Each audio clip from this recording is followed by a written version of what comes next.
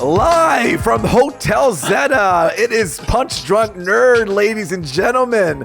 Just kidding, you can see this anytime you want, anytime, morning, afternoon, night. I'm at Hotel Zeta in San Francisco, and you are listening to Punch Drunk Nerd, the podcast where three friends, three amigos, three buddy old pals come together to finally talk about nerd shit. Because every day throughout the week, we're texting each other nerd shit, and we're here finally in our busy lives coming together and chatting about it. Who am I? I'm Luis Gonzalez, and with me is... Miguel Sanchez. And Ed Bull. Yes, we don't know everything as nerds, but we love to talk about nerd shit. Now, today, we are packed with stuff today. What are we going to talk about? Well, we're going to talk about some news of the week, and then we're going to have a fun little game called the Summer Movie Wager that I picked up on another podcast, /Filmcast. They do it. What they do is they list their top 10 movies that will hit the box office. So we're going to do a game with that. And then we're going to review Chippendale Rescue Rangers. And then finally, to wrap it all up, we're going to talk about what we're into, what we're reading, what we're watching, all that jazz. But before we do all that, let's start with news of the week. I'm going to pass it off to Ed, who's going to start off with our first news story. Ed? Yeah. Just real quick, RIP to composer, songwriter, Vangelis. He was probably most known for his work on Chariots of Fire and Blade Runner. He's an Italian musician, and he just passed away last week, unfortunately. And yeah, he was a great composer. I mean, obviously, Chariots of Fire is one of the most just memorable tunes. You know, I think even people who haven't seen that movie know that tune. And he also did movies like, I mean, it wasn't a great movie, but he did the music for Alexander, and it was a great score. He's famously known for using keyboard instead of a full orchestra or anything like that. But you know, using those sounds like electronic music to create similar effects of a full orchestra. So yeah, just very sad that he passed away. And you know, if you want to listen to his music, obviously Chariots of Fire, Blade Runner, Tears in the Rain is a classic hit. That's a song or a track from Blade Runner. And then, you know, listen to some of the Alexander tunes, because it's, again, not a good movie, but... Not a good movie. Good score. Good score. You know, sometimes a score can really help, save a movie. You know what I mean? It didn't save this movie. No. But I do still listen to that soundtrack today. So... just don't watch that movie, though. You know, you could watch that movie, give it a try. Does it do a service to Alexander the Great? No. But hey ho, that's a tough nut to crack for any director. But anyway, I'm not here to knock. I'm here to just respectfully remember composer Vangelis, and that's that. No, that's beautiful. I think, you know, a lot of times we talk about the actors and we even talk about the directors, but there's so many people who come together to make a movie. You know, and we always want to showcase those people, whether it's composers here or writers, even, you know, costume designers and all these people. They help create the world that we love, you know, and Absolutely. There are things that we still remember from these movies that, you know, we may not remember the story, but remember the feel, remember the music, remember how somebody looks and the emotion it evokes. So, you know, thank you, Ed, for bringing that in the forefront. And I will, you know, while I'm working or while I'm driving around, I'll put on Vangelis and listen to his work. I do remember, obviously, Chariots of Fire. That was like an iconic sound, and it was something that was parodied all the time. So, you know, here's to you. Cheers. Cheers. And cheers to you. Cheers to you, my friends. Now... It was a lot of trailers that came out this week, so we're gonna do some trailer drops for news of the week.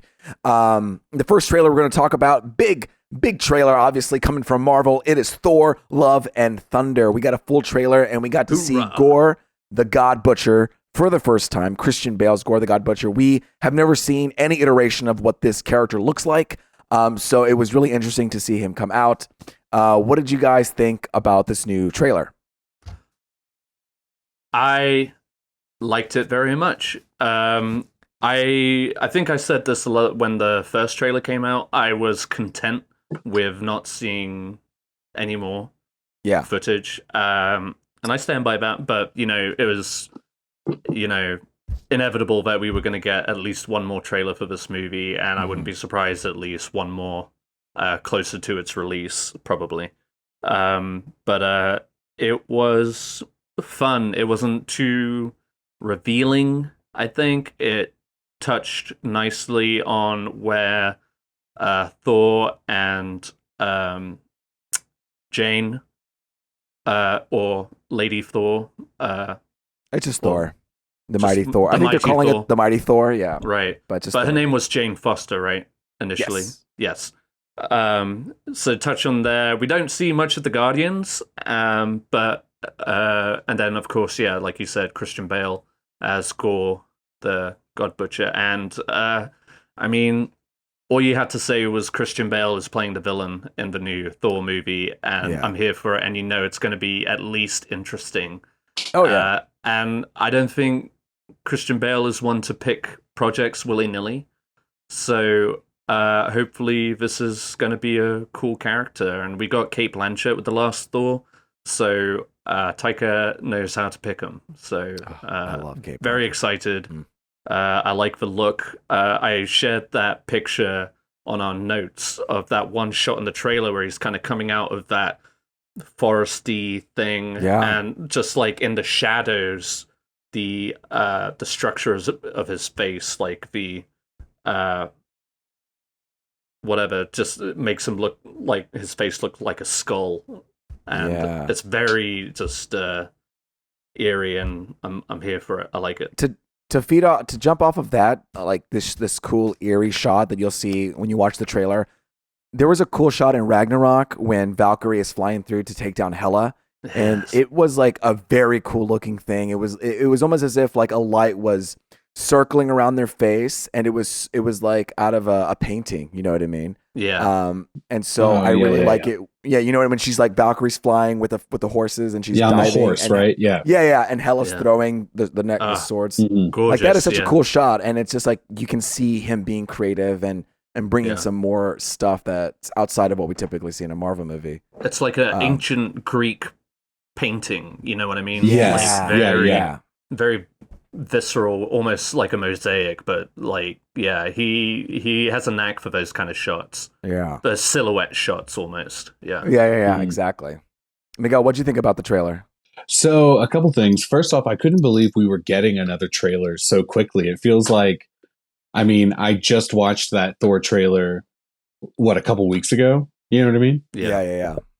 So I was surprised, but also just feels like that, like kind of accelerated timeline. Like, hey, that movie's coming out, so we got to go. Yeah, exactly. I am super excited for Christian Bale's Gore. Have you guys seen how he looks in the comics or whatever? Oh, absolutely, dude. Right. He's got this. He's got the Voldemort nose going on. Looking. Yeah. I was kind of surprised they didn't go that route. It's kind of weird just seeing Christian Bale's face. You know what I mean? Just like grayed up. So that's my only like nitpicky whatever. But at the same time, it's like Christian Bale, he's going to nail it. So it's so interesting you brought that up. That's a great point because, somebody brought it up on the internet that now that they don't have his face being VFX'd and also being compared to Voldemort, we get a more like solid performance from Christian Bale. That's not being distracted wearing his face. But I also I think that maybe by the end of the movie, he kind of reaches like his ultimate form that might be more in line with what in the comics happened, like Frieza or like Cell in Dragon Ball Z, where like, this is not even my final form, and so as he kind of becomes more obsessive and demented by the necro sword that we see in the trailer, we might see him become more like deteriorated and transform into the Gore that we know. But he's got the teeth, and that shot was really good when he when he bares his teeth and it's all like bloody or whatever. Yeah, and it's you cool. could tell. Oh, sorry. No, go for it. You could, so there's that one moment where he says, all gods must die, or all gods will die. And you see his face looks rather normal, but throughout the rest of the trailer, you see he's starting to get scars across his face, and it's a bit more battered and run down.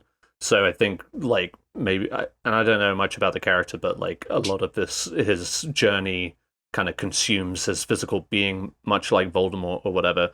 But to your point about the comic book look, I feel like people should have come to expect that with most of the Marvel characters in the Marvel universe, that we've kind of shared that, comic book feel, or at least that, like, cartoony look about a lot of characters. If they had stuck with Thor, like the actual Thor look that they tried to start with in the first movie, it does look a little cartoony when you put it up against other characters. Like they tone it down a lot, like Hawkeye, Scarlet Witch. Scarlet Witch started out with just a leather jacket. You know what I mean? Yeah, that exactly. Was her thing. And then she slowly transformed into the Scarlet Witch. And I mean, still, even then, it's very subtle. It's just kind of like a variation of that look. It's all very grounded in that respect. And I mean, it would have been cool to maybe make him look more alien-like, but I feel like Taika Waititi is a very he knows what visual, he's doing. He's a very visual director, and to your point, like, you get to just see more of Christian Bale doing his thing, which is all we at the end of the day, that's all we want. You know what I mean? Yeah. So let me ask this: do you guys want Christian Bale, to be like a MCU villain, or do you guys want him to be like the Thor villain for this movie, and then he's done? Hello. I guess I've never really thought about it. I assume going into most Marvel movies that the main villain, they're one and done, right? They're one and done. You're talking like a Loki situation where we kind of continue on especially with the story with Thor, into other movies. I mean, that seems to be a running thing. Aside from Loki, obviously, but Loki is more complicated relationship because he comes and goes. Would I like to see more of Christian Bale? Absolutely. Yeah. I don't, but I guess it just depends on how the story goes. I do feel like some things are going to happen in this movie, but I don't want to say for fear of spoilers. And I mean, it's purely hypothetical. We can speculate. We can speculate. I gotta speculate. So there's a scene, shot where you see Gore fighting Valkyrie. Yeah. And honestly, the moment I saw that the first time watching this trailer, I was just like, well, she's a goner. Oh, no. I didn't think she was a goner. I think there was somebody else I was thinking was going to be a goner. Thor? No. Because I think a character, I think Zeus, Russell Crowe's character, might be a goner. But I think they're only introducing him to kill him off, you know, to lend itself to the whole God Butcher thing. But I think that Valkyrie will be the emotional the one. Man, that would be my bet. That would give a reason. That would give a reason for like Thor, Chris Hemsworth Thor, to like become king of Asgard again. Do you know what I mean? Yeah, and because the whole premise, at least of the first trailer, was him trying to put aside his, warring ways or whatever, and take a more peaceful life, but maybe the tragic death of somebody else, which Thor has had to deal with plenty of. And I'm, again, purely speculation, but in that moment, I was genuinely afraid for Valkyrie. I don't know. Do you know what's interesting about that, too, is that, like, after in the comics, I mean, it's ever evolving, and I just got a new Thor comic, or new Avengers comic, but currently, what happens is when she gives up her mantle as Thor, she becomes Valkyrie, and so Jane Foster. So she helps bring souls into what's it called? Valhalla, and that's what the Valkyrie does. Their job is to bring the souls from wherever to Valhalla, and so if that happens, that would be a great like emotional reason to put Thor back into like being king of Asgard, Yeah. and then we could transition Jane Foster into being like Valkyrie. the Valkyrie role of bringing souls Interesting. into Valhalla, which is, you know, in the comics, it's a really cool thing where she can see, like there's a big like purple skull bubble over people's head, and she can tell when they're about to die, you know? And so it's a really great visual where she can see everyone in New York and see like how close to death they are.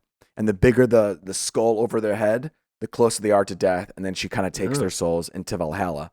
So, you know, it would be a way to transition and move people aside. I love Valkyrie, you know, Tessa Thompson's Valkyrie, but that's a great point. I could totally see that happening. It's, you know, I feel like they are going to have to emphasize just how powerful Gore is. And like I said, Russell Crowe, I think, is there to be dispensable. Yeah. So, you know, like I said, there's a scene, she's by herself. And, you know, obviously trailers, they're out of context. You never know what's going on. But just like my reaction to that moment, I was just like, oh, fuck, Valkyrie's going to die. But hey ho, I hope not. I do enjoy Valkyrie and her relationship with Thor and their back and forth, because she's essentially ruling Asgard New Asgard while he's off Earth. Dude, their relationship is the reason why I watch Men in Black International. Okay, I mean, I saw Ragnarok and I saw him again. And I was like, yeah, I'm gonna watch this like other spiritual sequel where they're both in it doing their shenanigans. So yeah, I love their chemistry together. You know, I loved the first teaser. I think that got me in the mood, in the zone. Yeah. I don't think this one gave me as much of like an enthusiastic excitement. I'm already excited to see the movie, but it didn't give me as like that same feeling I had with the teaser. It didn't one up it. And but I loved seeing Gore, and I loved what's it called? The flicking hard bit at the very end when Zeus flicks it. You flick too hard. You know what I mean? I loved that. I thought that was hilarious. And then I saw someone on the internet say that he has this huge tattoo in his back, and it looks like a thing of Loki. And so that potentially he got a tattoo of his brother on his back. And I was like, oh, that's a neat little detail. But it's like a tramp stamp tattoo. It's not tramp, it's his whole back. Isn't a tramp stamp like a tiny tattoo? I mean, the picture I saw, it looked like it was more towards his butt. I might be wrong. Hold on, I'm looking this up. I think his whole back is. I mean, let's be honest. Thor is a bit of a tramp. You know what I mean? Oh my goodness. Okay. Yeah. So this is, where is it? I can't find it. Yeah.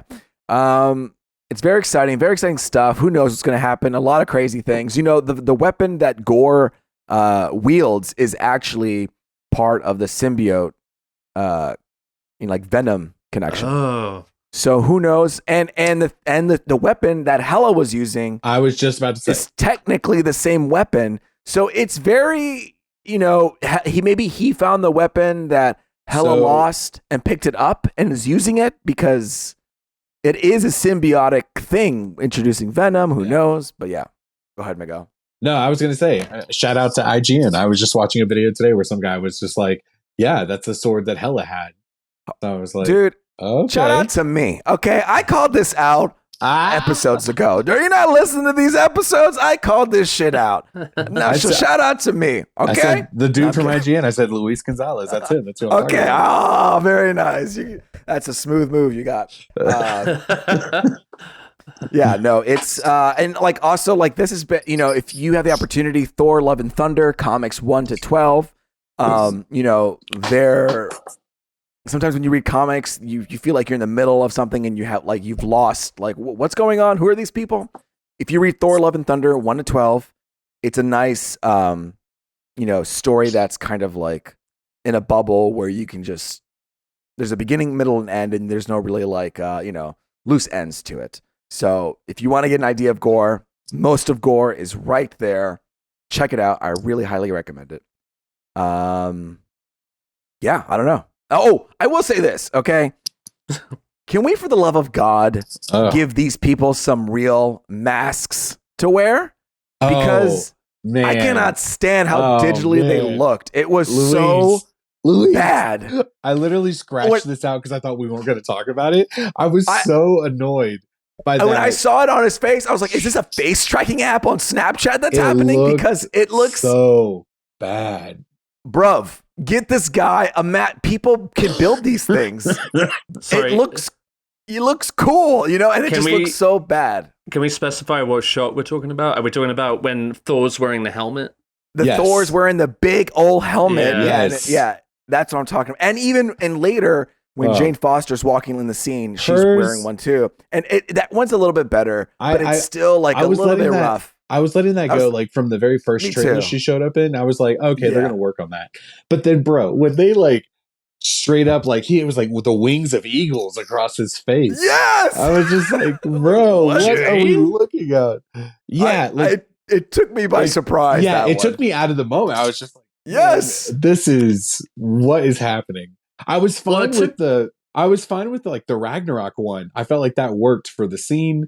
That like when he fought it had some or whatever. It had some motion with it too.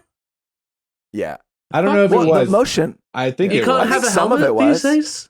Oh, yeah, man. But I feel like they were trying to like take it a step further with this new one in this one. Yes, and I was just like, this was unnecessary. That was not the point. That was not the part of Ragnarok that I was like, give me more helmet.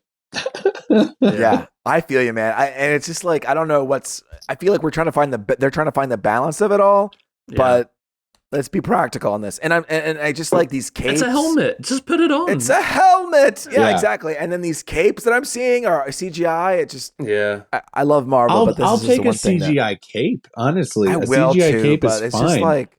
But the mask. It's just like, how hard is it to get a fucking cape on there? I mean, I guess like honestly, it's just like you want it to be perfectly flowing. You know, it's like, you know what? I like things not to be perfect. I want it to be, say it's like a difficult shot. Sure. Yes. You know, like even for what's it called?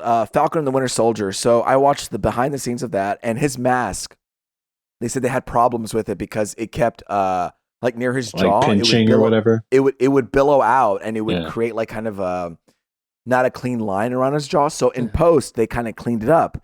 But the rest of his face is real, and that's understandable. You know, it's like you have these point of references where it's like, that's real, and you can excuse some slight VFX enhancements. Fixes.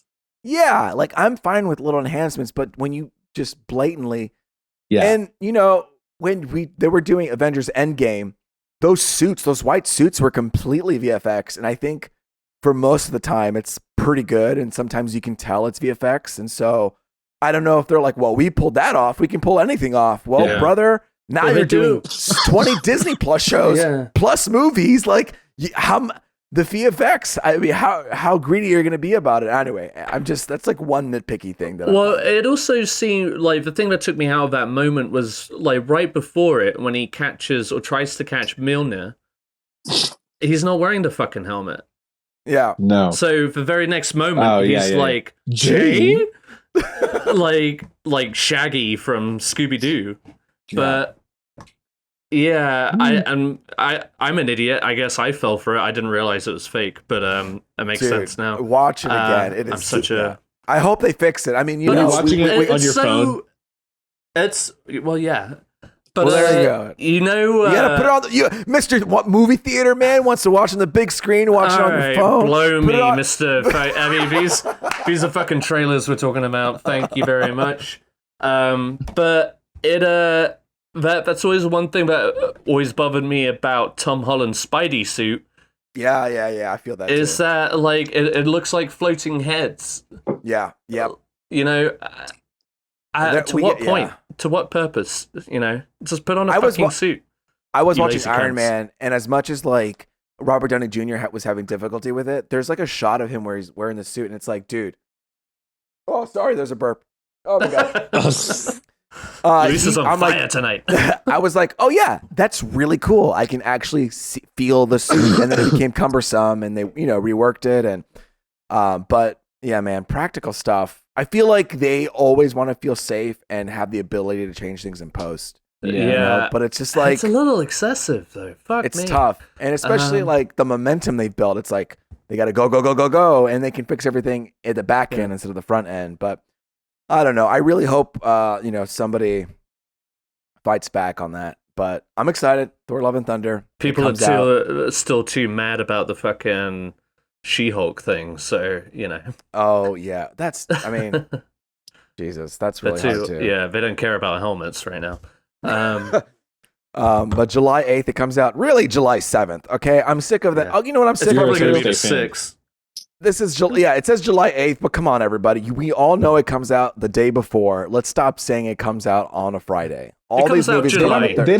They don't even do like Thursday midnight movies anymore. It's like Thursday 2 p.m. Yeah, Show all up day. after lunch. Come on in. After lunch, you can go see it. So I'm going to say it here. July 7th, There you go. Thor: Love and Thunder comes out. Right. Any final thoughts on Thor: Love and Thunder before we continue our trailer? We're going to see it. We're going to see it. All right, we got, speaking of Avengers and Avengers Endgame and all that, the Russo brothers, my favorite people of the Marvel, are making their own movie now called The Gray Man. It's going to have Ryan Gosling, Chris Evans, and Ana de Armas. Okay? Yeah. I actually don't know the plot. Can you say that again for me? Ana de Armas. Oof. Okay. Oof. She's great. We've seen her in a lot of stuff. I'm not going to list it out. Go to IMDb and help her IMDb score. But let's see. What is this movie about? Do you know, Ed? Yes. Okay. So it's apparently based on a book. I wasn't aware of this. Our good friend Sean let me know about that. Shout out Sean. Shout out to Sean. Right. So basically, the Gray Man is a hard to kill hitman, and Chris Evans' character is assigned to basically assassinate him or kill him, bring him down any means necessary. I'm not clear on Ana de Armas or whatever. Nice. Her role in it. From what I can tell, she's on Ryan Gosling's team. And Billy Bob Thornton is the what's the word? Attaché or ooh, that's a fancy word. I gotta look that up. Say that shit again, Ed. Ooh, yeah, dude. You say it again. Attaché. Now say it close to the mic. Yeah. Attaché. Ooh, we love to hear it, folks. So what is it? What's an attaché? Okay, I'm looking. Just like the middle, the coordinator or the middle, or not the middleman, but the boss who assigns. I think Ryan Gosling's character. But man, I can't tell you how long, for a couple of weeks now, because they kept releasing stills from this movie, and I was just like, all right, so when's the fucking trailer? All right, when's the fucking trailer? And it still didn't come. And they finally dropped it. And I personally am pumped for this movie. Yeah. And the last shot of this trailer kind of just like brings it, like my very thoughts on it together. It's just Chris Evans versus Ryan Gosling. And I think that could be so fucking fun. Especially with the direction of the Russo brothers, who made Captain America what Winter we Soldier. love about Captain America. Yeah. You know, all those action scenes are what elevated that character. Yeah. So I think that these two going at it with their smarmy remarks, like I can already tell their chemistry is going to be great. Yeah. And Chris Evans doing post Captain America, being this like real dick of a character with a cheesy mustache and a haircut and a tight polo. Like, bring it. I think this is going to be what Ryan Gosling calls it, a trash stash. Like, I think it's going to be so fun. I think it's like, and what annoys me, this is like one of the biggest things that annoys me, and we'll get into it because we're doing this box office thing. But like, I think The Gray Man definitely has potential to be a huge box office hit. And dude, I was so shocked when I saw it. It was like it was coming on Netflix. I was like, what? Yeah. Like, I want to see that shit on the big screen. I want to see it. So they're going to have it released in theaters for a week prior to its Netflix release. But you already know, because Netflix has pissed off so many people, that it's going to be limited. And the moment it hits Netflix, it'll probably be in theaters for an extra week before they take it out. Take it down. Yeah. Well, I'm going to try to see that. I'm going to try and see it in theaters. It looks like a big movie. So I'm excited. I've been excited. I am excited.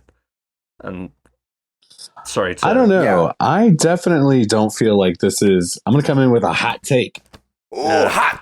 I don't think this is a movie theater movie. This definitely strikes me as like as a Netflix film on the same par as that Ryan Reynolds and The Rock movie that came out. You know, it was like it was like Netflix's #1 movie. This is going to be Netflix's #1 movie for a while. You know what I mean? I while I appreciate the Russo brothers, I think they definitely have like a certain style of action, and it just so happens to work really well for Netflix. You know what I mean? Yeah. I mean, you know what? Michael Bay even had a movie on Netflix with. I'm not terrible. Shit. I'm just saying. Okay, well, I didn't see it, but I'm just saying. I didn't see it, but everybody said it was terrible. So this is definitely one of those movies that, for me, like as just like a general Netflix user, I would be like, no, I don't need to go see this movie in theaters. It's right on Netflix right now. You know what I mean? Me and Ed are going to go to the theaters holding hands. Yeah. Do it. Ed, fly to LA. Go ahead, bro.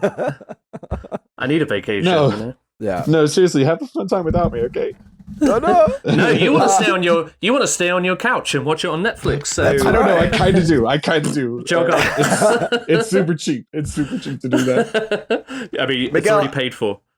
Miguel, you were talking about the Ed? Who? God damn it! Who said Who said about the final shot? Got him hyped. Okay, because I'm excited for this movie. All right, so I will say though, because I'm excited too. The final shot did that thing that every action stuff does, where it's like two people coming at each other, about to punch each other, and then it cuts away. Bro, two of the sexiest men alive. Where do those punches land? Where do those punches land? Like, I never see like the follow up of those punches. You know what I mean? People always cut away from those punches. I remember it happened in Thor Ragnarok. I remember it happened in like a CW Supergirl show. Like they're always cutting away. Oh god! But it's fine. Spoiler I'm excited. Alert, spoiler alert to my opinion on this when we're going to talk about it for The Dark Knight Rises. Yeah.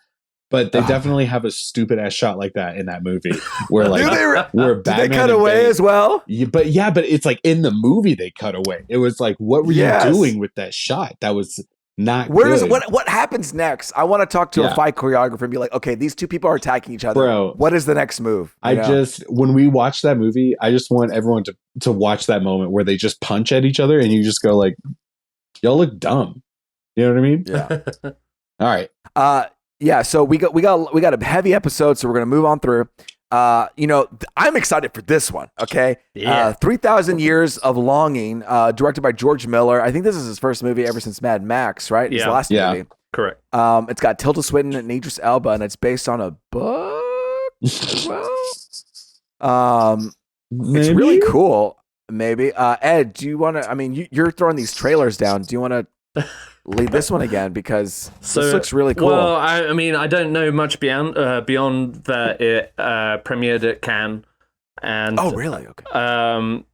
Yeah, I mean, so far pretty good reviews, but I mean, hot off of Mad Max Fury Road, I'm ready to see anything that George Miller throws at us, and this has been apparently a passion project of his, and it just looks like almost in the same vein.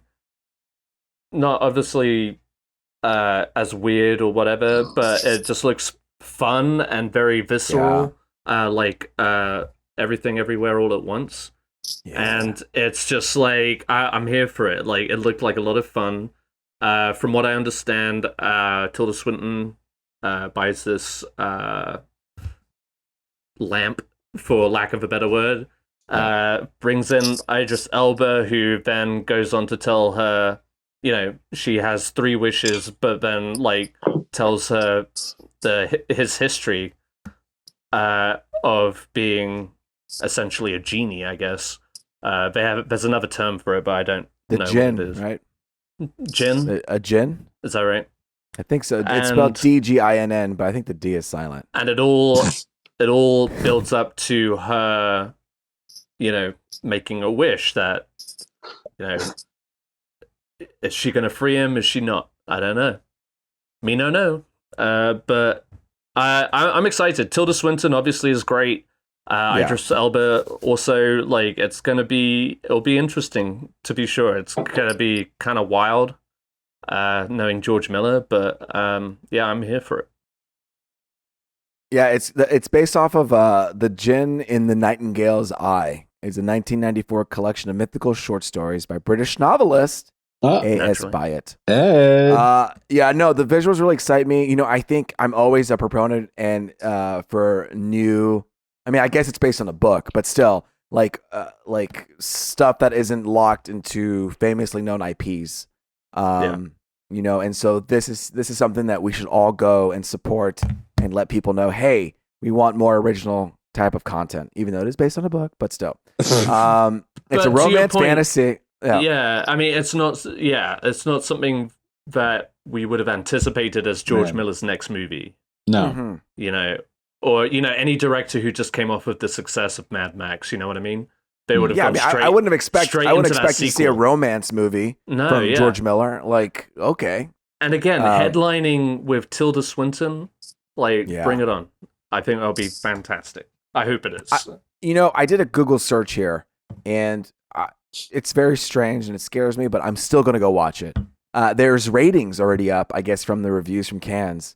IMDb gave it 5.8 out of 10. Rotten Tomatoes 65%, and then an IndieWire 3.5 out of 5. I am not going to listen to these reviews. I'm going to go and check it out myself and make my own opinion. But I'm interested to see why it got those reviews in the first place, whether it's like people not getting it or people having other expectations. Okay. But I'm here for it. And also, let me ask, reviewers or critics are notoriously melodramatic. I buy that. What? Go ahead. Sorry, Miguel. Let me ask, what was their standing ovation like? You know what I mean? Isn't this one of those festivals where they give a 10-minute? This one got a 6-minute standing ovation. 6 out of this one. I want to meet the guy who apparently makes these reports. That was a solid 6 minutes, bro. That's all I read. It was specifically 6. So. I'll take For this movie, it had 6 minutes. A 6-minute standing ovation, yeah. That's goddamn hilarious. I feel like Top Gun got more than that. You know what I mean? No, get out of here. No, look it up. Look it up. Top Gun has been getting... I mean, I know Top Gun's been getting good reviews, but I can't imagine people giving Top Gun a longer ovation than 6 minutes. How many minutes? I couldn't tell you specifically, but I do why do we remember even it was have a you long... on this podcast, Ed? You're fired.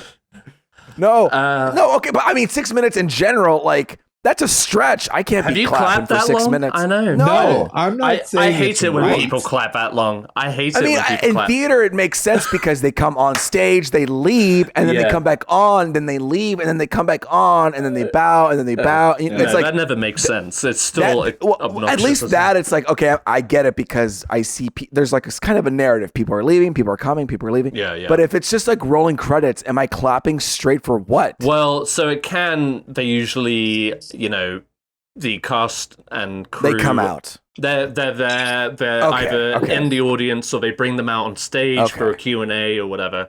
Cannes is a funny beast. I would love to be a fly on the wall. We got to get sponsored so we can go to actually Cannes. A person who can go there. But because it's so melodramatic and funny.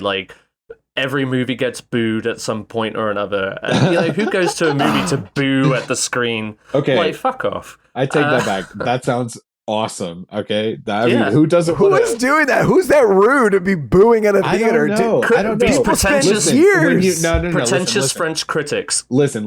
When you make a movie. When you went to Avengers Endgame and fucking so and so did such and such, you were like, "No, this is amazing." Who wouldn't want that opposite effect where you could be like, this fucking sucks. Boo! My endgame experience was a baby crying and one guy saying, "Oh, come on." And then the mother of said child saying, "Shut up." Okay, I was like, but just imagine if every single one of those people booed that baby right then. You know what I mean? Yeah. That would be hilarious. Cinema at its highest form. You know what? The opposite of this. Sorry, this is and thought of something else. Was David Cronenberg has a new movie, Crimes of the Future. Oh, I can't wait! And it came out on Cannes, and people after 5 minutes left the movie because of what was happening. Okay, and he predicted that. He predicted it. Yeah. But that is crazy. Because man. I think with everyone, nearly almost all of David Cronenberg's movies that he's premiered at Cannes, somebody has already walked out. You know what I mean?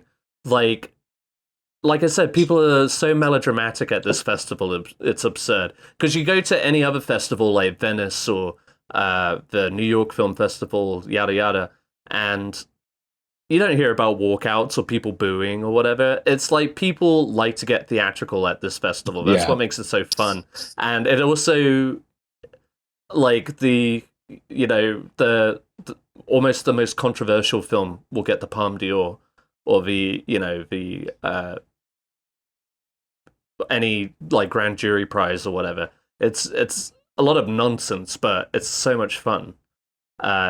It's like movie politics at its best. Dude, no, sign me up, absolutely. Dude, no, I hope we get sponsorship so Ed can go. You know what I mean? Ed, please go. Okay, and stand up. Yeah. I need 2 clips. I need 1 clip of Ed booing some movie that's bullshit. I'll do it just for the hell of it. And then I need a clip of Ed clapping for 7 minutes straight, just so I can be like, "You son of a bitch! You said you'd never do it." Oh man, I've clapped for a long time for like operas and stuff. I've tried to clap at a movie and people tell me not to.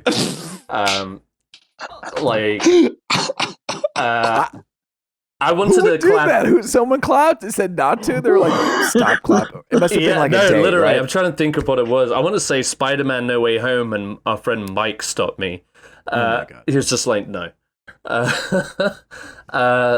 Yeah, I mean, I get into movies. I'm passionate about it, but I won't like. And there's maybe 1 or 2 movies where I have felt compelled to leave, but I have never walked out of a movie. No, that's a lie. I have walked out of a movie, but it was because I fancied a girl. Back in high school, but it was also a shit movie. So, hey ho. Anyway, well, there you go. We are excited to see it. So to keep going on our trailer, we got 2 more trailers. If you've seen it, if you're a fan of it, Mission Impossible: Dead Reckoning Part 1. That means it's going to be a second one. Yep. Bum bum bum.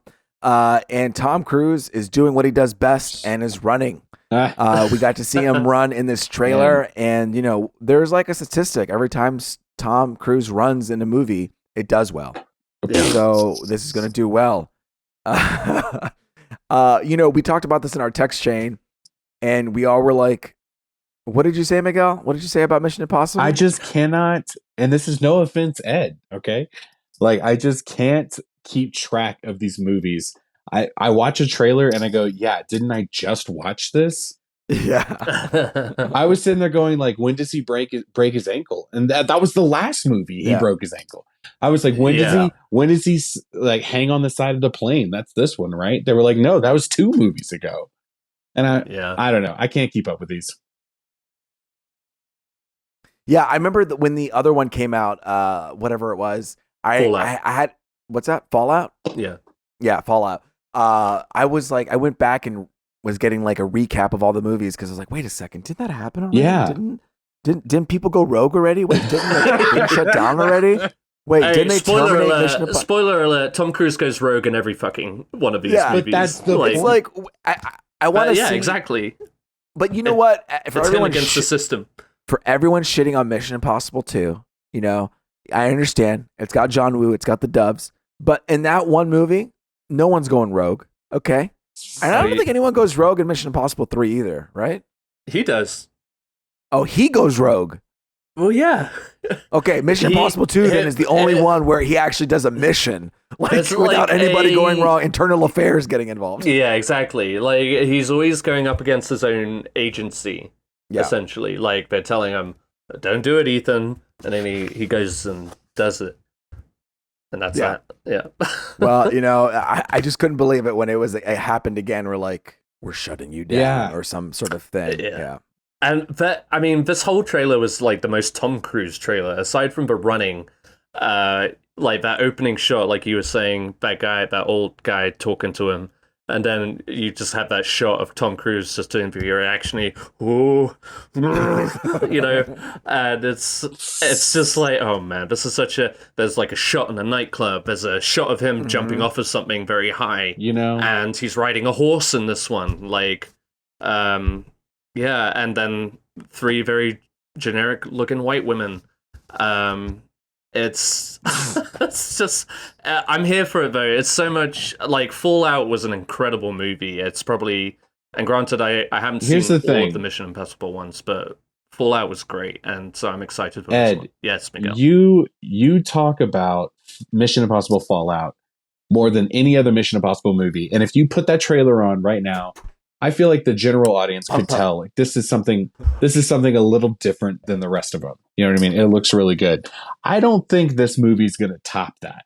Fallout? I feel like this one is I don't think this current one is going to top Fallout. It's definitely a high bar. I do go into it with caution because, like, I mean, weirdly enough, I wouldn't even call myself the most avid Mission Impossible fan because I haven't even seen the first. What? I haven't seen the first one. Or the second one. But you almost exclusively talk about Mission Impossible movies. The first one? Fallout. I say Fallout. I didn't like Rogue Nation. And then Ghost Protocol was Ghost cool Protocol in was top notch. Well, that was cool in theaters, and really it comes down to one scene. The rest of that movie is so-so, but Fallout is great from beginning to end, I feel. I'll say this. The other thing I wanted to say about this specific trailer was, as far as like a Tom Cruise movie, I am more excited for Top Gun than I am this Mission Impossible movie. Okay. All right. That's fair. I don't know. Here's know a question for you, Miguel. If it was on Netflix. Oh, bro. Bro. This is an HBO Max content right here. Okay, like you don't just like step down. Okay, this is no. That's fair. No, I would 100% watch this movie on streaming. I kind of want to watch all of them. You know what I mean? I've never seen Fallout, although I've seen that trailer a million times. I know what Ed's talking about. That Henry Cavill. Pump. Sexiest fucking fight I've ever seen. It's so good. It's a really good fight, that bathroom scene. That is such a good scene. It's a good, and I mean, one of many great scenes in that movie. Ed's favorite bathroom scene though is Eastern Promises. Yeah. Hey, another shout out to David Cronenberg and Viggo Mortensen. There you go. So Christopher McQuarrie is who helmed Rogue Nation and Fallout. Yeah. He's written and directing this one. Part 1 will be followed by obviously part 2 in 2024, which is expected to be the final appearance of Cruise as Ethan Hunt. Because he'll be dead. I mean, he's done this for a while. I was always wondering when he's going to stop, and it seems like this is a chance for him to stop, especially for it being like a big old part 1, part 2 of a thing. Yeah. I mean, he is currently, and it's called 50, Dead Reckoning. In July 3rd, he will be 60 years old. Hey. Yeah. Which is like amazing. Like you wouldn't look at him and be like, "You are a 60-year-old man." And I was looking up Brad Pitt because I'm excited for Bullet Train. Yeah. Yeah. And Brad Pitt is also 58 and he looks good on Bullet Train. So, that's what you get with Hollywood money. You know what I'm saying? Yeah. Keeping this moving along, we're gonna end it up on the final trailer, Bros trailer. This is, what's it called? Bros. And that's it. So anyway, no, it stars Billy Eichner in it. It's directed by Nicholas Stoller, coming out September 30th. It's Bros. It's an upcoming American romantic comedy film directed by Nick Stoller from a screenplay by himself and Billy Eichner. What is this movie about, Ed? So Billy Eichner plays a podcaster who I guess falls in love. I don't know. It's like a romantic comedy. But it's a romantic comedy. The gist of it is that all the roles are played by people of the LGBTQ plus community, even the straight characters. That's good. Yeah. So it's just which is weird to say in 2022. But it's also weird because people in the LGBTQ plus community were played by straight people in the past. Of course, So I think it's making a commentary about it, like, hey, you play us, we'll play you, kind of situation. And I think this. I mean, it looks like a lot of fun. Me and Sarah were kind of cracking up at the trailer. The other night, and it actually lands just outside our date timelines for this blockbuster thing. But I honestly think this will be a big hit, and kind of like in the same vein as Crazy Rich Asians. Yeah. In that respect, that it's just like reaching out to a massive demographic that hasn't had that kind of representation before. Yeah. At least not like fully throughout like the entire movie, you know what I mean? So, and everybody loves Billy Eichner. I feel like, right? Like people love him, right? He's like, you see him and you're just like, yeah, I'm here for it. And he looks great. He looks like he's in shape. He's not just like the disgruntled gay guy in whatever sitcom or movie he shows up in. So it looks fun. I thought it looked funny, and like I said, I think it's going to be kind of like a big hit later in at the end of summer. So yeah. Yeah, no, it looks really cool. I'm excited. If you, I know this isn't directly with the movie, but if you like Billy Eichner, Hulu has a show called Difficult People, where he stars with Julie Klausner, and she created it. But it's really funny. I think it's something to put on in the background, in the sense where, like, you can watch it, laugh, keep going. But I really like the show too. I feel like it's in the same vein. But I'm excited to see just a little bit of different diversity. We always get the same kind of movies, and we get a little taste of what that world is like in a funny and good way. And he's hilarious. Yeah, I think it could be a fun run. So those are the trailers to look out for. That's coming out on September. When is that? September something? September early. September 30th. Late. Oh, sorry. Okay. So Labor Day is early. Labor Day is okay. Yeah, I get it. Okay, so now we are going to move on to our next segment. We're doing the summer movie wager. Okay, so if no one knows, and I'm sure you don't, I used to listen to this podcast called Slash Filmcast, and they would do this thing called the summer movie wager. Basically, what we do is we try to predict which movies are going to be in the top 10 box office, and we try to nail exactly to the number which will be the number 1, number 2, number 3, number 4. There is a point scale to all this. Man. There's a point scale to all this let me see if I can find it real quick, what the points are. But we are going to do our best, and we're going to try to predict which movies we think are going to hit at what spot in the box office market. As I look for the rules here, play along. I'm sorry. This is, again, an idea from Slash Moviecast. So if you want to watch them, they're doing it right now. Shout out to them. Shout out to them for that. And unfortunately, I don't have the numbers or the rules, but basically, if you're close, you get a lot of points and you win. And I think what we're doing for the stakes here, we didn't follow up on it, was whoever wins has to force one of us to watch a certain movie, right? All of us. No, all of us. Yeah. Yeah, they force all of us to watch it. So if Ed wins, we all have to see an Ed movie, and so you on guys and so forth. Are so fucked. Here's my Criterion login, you guys. And here's a short list. So what we're gonna do is we're gonna go from number 10 to number 1, and we will decide. We'll put who we think is gonna be all those things. Are we talking about? Sorry, are we talking wild cards too? Let's do the wild cards at the end. I think that'd be. Okay, I think that'd be fun. Okay. Cool. What's it called? So what we're going to do is we're going to go from 10 to 1. And, these are movies that, for our situation here, it's a little bit different than Slash Moviecast. But in our situation, we're going to start on Labor Day weekend. So this weekend, all the way to the end of August. And then at the end of August, we'll come back, we'll compile everything, and then we'll finally give our answers. So I'm just going to, who wants to start? You. Okay, perfect. I wanted to start. So what I think is going to be a number 10 in the box office is a movie called The Black Phone.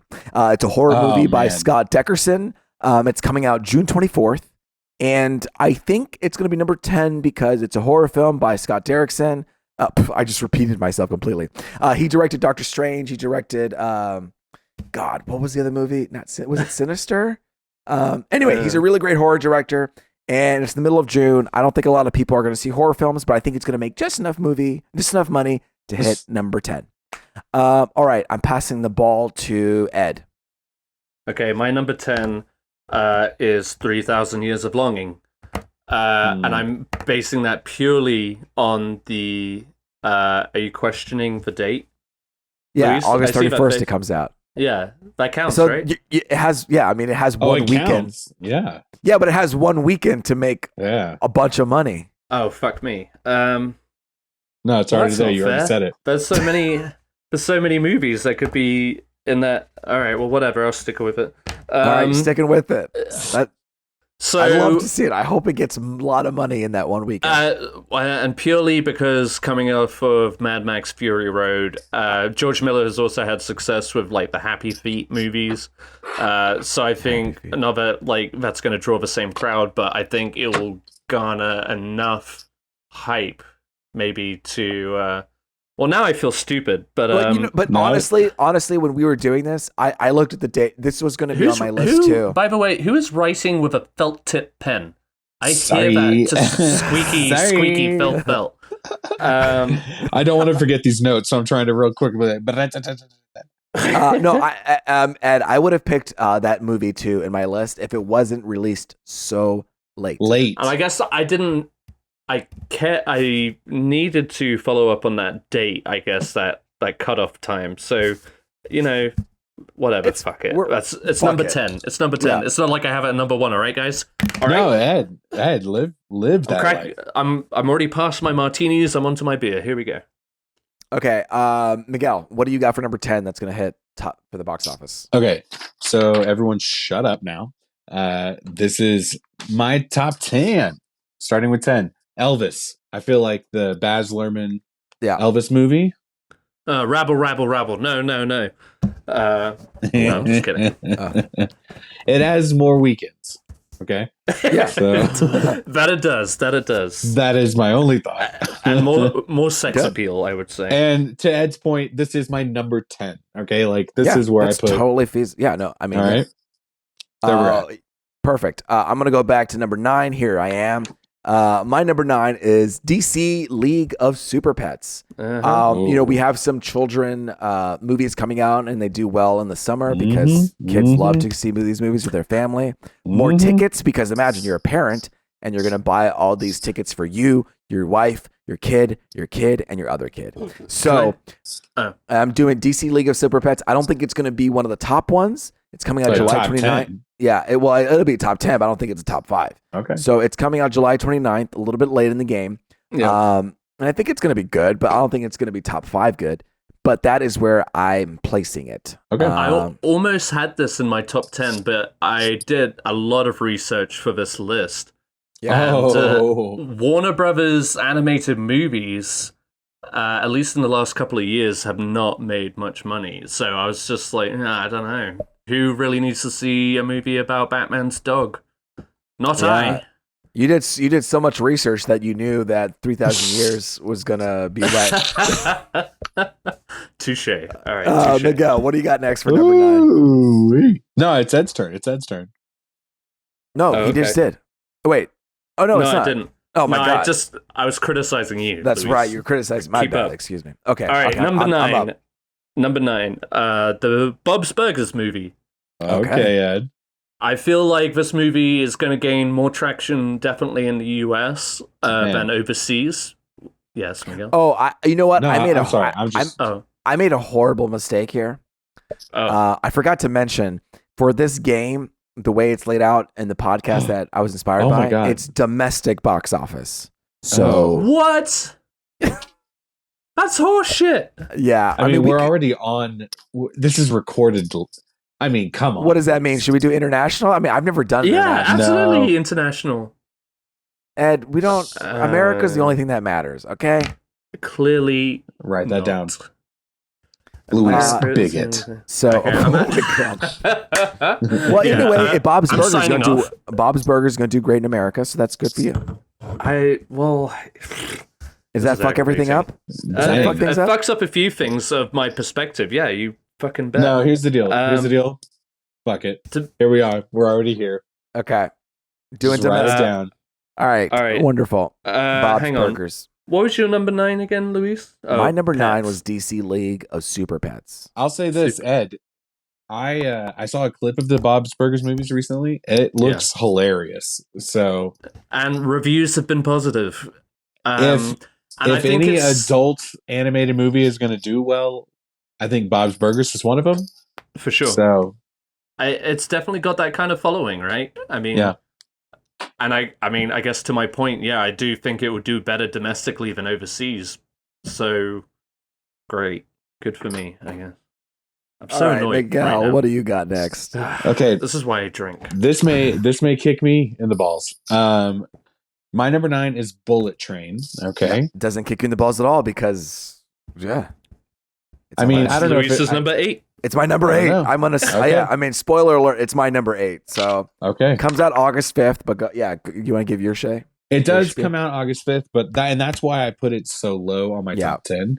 But at the same time, it's just like, okay, I looked at the star power. I was like, okay, Brad Pitt, fucking literally the whole cast. Bad Bunny. Bad Bunny. That's international. Sony, thing about it, is making this movie. Of course, Sony was like, yeah, Bad Bunny, let's be in another movie. So Yep. Bad Bunny must be pretty good in this one. Yep. You know what I mean? Yep. Yeah. Top 10, Bullet Train, number 9 for me. Number 8 for me is Bullet Train. I think it's the people who did John Wick and all that jazz. I think it's going to build a tiny little cult following that people are going to want to watch and see. Brad Pitt looks great. Action looks great. I think it's going to be a fun time. Damn, I should have. No, I don't happy think we there. ever talked about this trailer, but because it came out a couple of weeks ago. Yeah. I do feel like the trailer gives away way too much. This is. That's I very think there might possible. be some secrets in there that we may not see. No, I agree. But I feel like the structure of the very foundation of the story is him surviving through a train. Yeah, I mean that's So you got to know that he's going to kill a lot of folks along the way. yeah. And I think it would have been more fun had they only just introduced the characters, but not the actual action scenes. But But I tell you what, even it's if a they wrap. I don't know. spoil, I'm gonna disagree. even if with they you. spoil it a little bit, I mean, it's got a great cast. Like, I want to see It every does. single one of these people succeed. And I'm like, okay, let me see this movie. And I want to see the creative action sequences with the water bottle being thrown and all these things. for the sure, way- yeah. all that stuff that was fun. Yeah, of a John Wick that's I want to see that choreography. That's why I'm going in to see it. Sure. What is your number 8, Ed? It rhymes with fillet lame, and it's Bullet Train. Oh, okay. That's my number 8. Your number 8's too. This is me. Okay, you guys. Back to back to back, baby. That's what we do. I'm still for us. super mad. I feel like 9 and 8, that's like a respectable, we feel like we understand where this movie's going to go. Let's An see. R-rated action movie. yes. Yeah. Late in the summer. But with Brad Pitt, good money. It's not going to be it's not going to be a bomb for sure. No, totally. No, yeah. Okay, Miguel, what is your number 8? Okay, so we talked about animated movies a second ago. I'm definitely thinking about obviously I'm a family man. I think about kids movies all the time now, and there's a handful of kids movies that I would take my kid to see. And low on the list, you guys, but it would take him. Minions: Rise of Gru. I'm gonna add this movie. Yes. Do I think it's gonna be? Would I be like, this is my most anticipated movie? No, but Minions, you know what I mean? They draw people in. This is and that's what's fun about making this list. It's it's not what we personally will like or want. That's right. But it's what we predict. If we were marketing people and we were working in the studios, it's we're trying to guess what the general public would like. I'm trying. I'm trying. Minions coming out July 1st. I'll take it. The biggest thing that I'm putting this on this top 10 for is because I watched this trailer the other day and fucking Eminem's lose yourself in the moment, you want it, you got it. Yeah. They played that for this movie. when Eminem wrote that movie, do you think he was like, I really hope this isn't a Minions movie one day? No, absolutely not. I mean, in 2002, he was probably thinking, "What's a minion?" Exactly. But you know what? He saw that paycheck from Paramount. I do remember that seeing the trailer, and I was like, "That's the song they went for this movie? What the fuck is happening?" But no, yeah, it hyped me up. I was like, "Let me write that down." Number 8. Minions have such a big cultural impact, across the world. It's insane just how popular those movies are. It really is. I mean, so much so that Illumination Studios, their mascot is officially the Minions. Yeah, exactly. Yeah. I mean, what I was telling Kristen was like, you know what I mean? Disney puts together these like lands for like Toy Story, Avatar, because they believe in those properties. Universal's the same way. You go to Universal, you're definitely going to see like a Minions land. Oh yeah. I mean, in LA, when you're driving by Universal, you see a fucking huge Minion overtaking like a building. Like, it is huge. So they are definitely like, we need our own Mickey Mouse, and it's the Minions. It's the Minions. So we're moving on up to number 7, right? 7. My number 7 is going to be Elvis. Baz Luhrmann. It's coming out June 24th. I feel like, it's got some legs. It's got a lot of time to be in theaters to help, get some money in the box office. The reason why Bullet Train is so low for me is because it doesn't have that much time in the box office at August 5th. And I'm thinking Elvis might, like pass right by it, because we might have some Baz Luhrmann heads out there, like myself, who want to watch it, and it looks good. Every time I see the trailer, I'm like, yeah, this looks dope. And looks not like to mention Elvis heads. I mean, yeah, Elvis heads. Come on. I think this, because of Baz Luhrmann and Elvis, this is going to reach a lot of generations of audiences. So, yeah. So that's my number 7. Ed, what's your number 7? Guess what, Luis? It rhymes with pelvis. It's Elvis? Yeah. Okay, good. Ed, look at us. Huh? I know. I mean, for the same reasons as I just said. Yeah. Damn. All right, Miguel, number 7. I'm going to say I put Elvis as my number 10 spot. I don't regret putting him that low. We'll see. Okay? We'll see, man. Yeah. We'll see. Listen, we were talking about Idris Elba earlier. Yeah. I'm throwing it on there. Yeah. Beast. The only reason why... Thank you. The only reason why I'm putting this one on there, besides the other one, because like I feel like George Miller's a really strong name. Idris, Tilda, I feel like it's a solid product. It just comes out so late in our summer. Yeah. And if any Idris Elba movie is going to do it, it's the one where he fucking punches a tiger or a lion, whatever, in the face. Okay, that's the movie I feel like people want to see this summer. I have not seen this trailer yet. I watched it today. Do it. That might be a sneaky one. That's a good one, Miguel. Okay. Did you guys ever see that movie with Michael Douglas and Val Kilmer about it's like The Ghost in the Darkness? No. And it's basically about 2 lions who terrorize a town in South Africa. Is it good? No. Michael Douglas is the kind of like the pro lion hunter who's called in to come and get them, and Val Kilmer's the guy who just like lives. He's a hippie. No, he's not a hippie. He's trying to kill the lions too. So, the conflict is between them and the lions, but it's very. This is a man versus nature. Got it. Yeah, exactly. It's animal. Where it's a funny story. Like my DVD rental, like my movie rental guy recommended it to me. He's like, "Oh yeah, it's a great movie." And I watched it, and I was just like, "Oh fuck me!" I'm sorry. Are we just gonna ignore my movie rental guy just told me I should watch way this back? movie? No, I'm talking about like early aughts when I lived in KT, and I still rented DVDs from a DVD store. You know what I mean? Shout out. Super to that Video. Dude. I love that.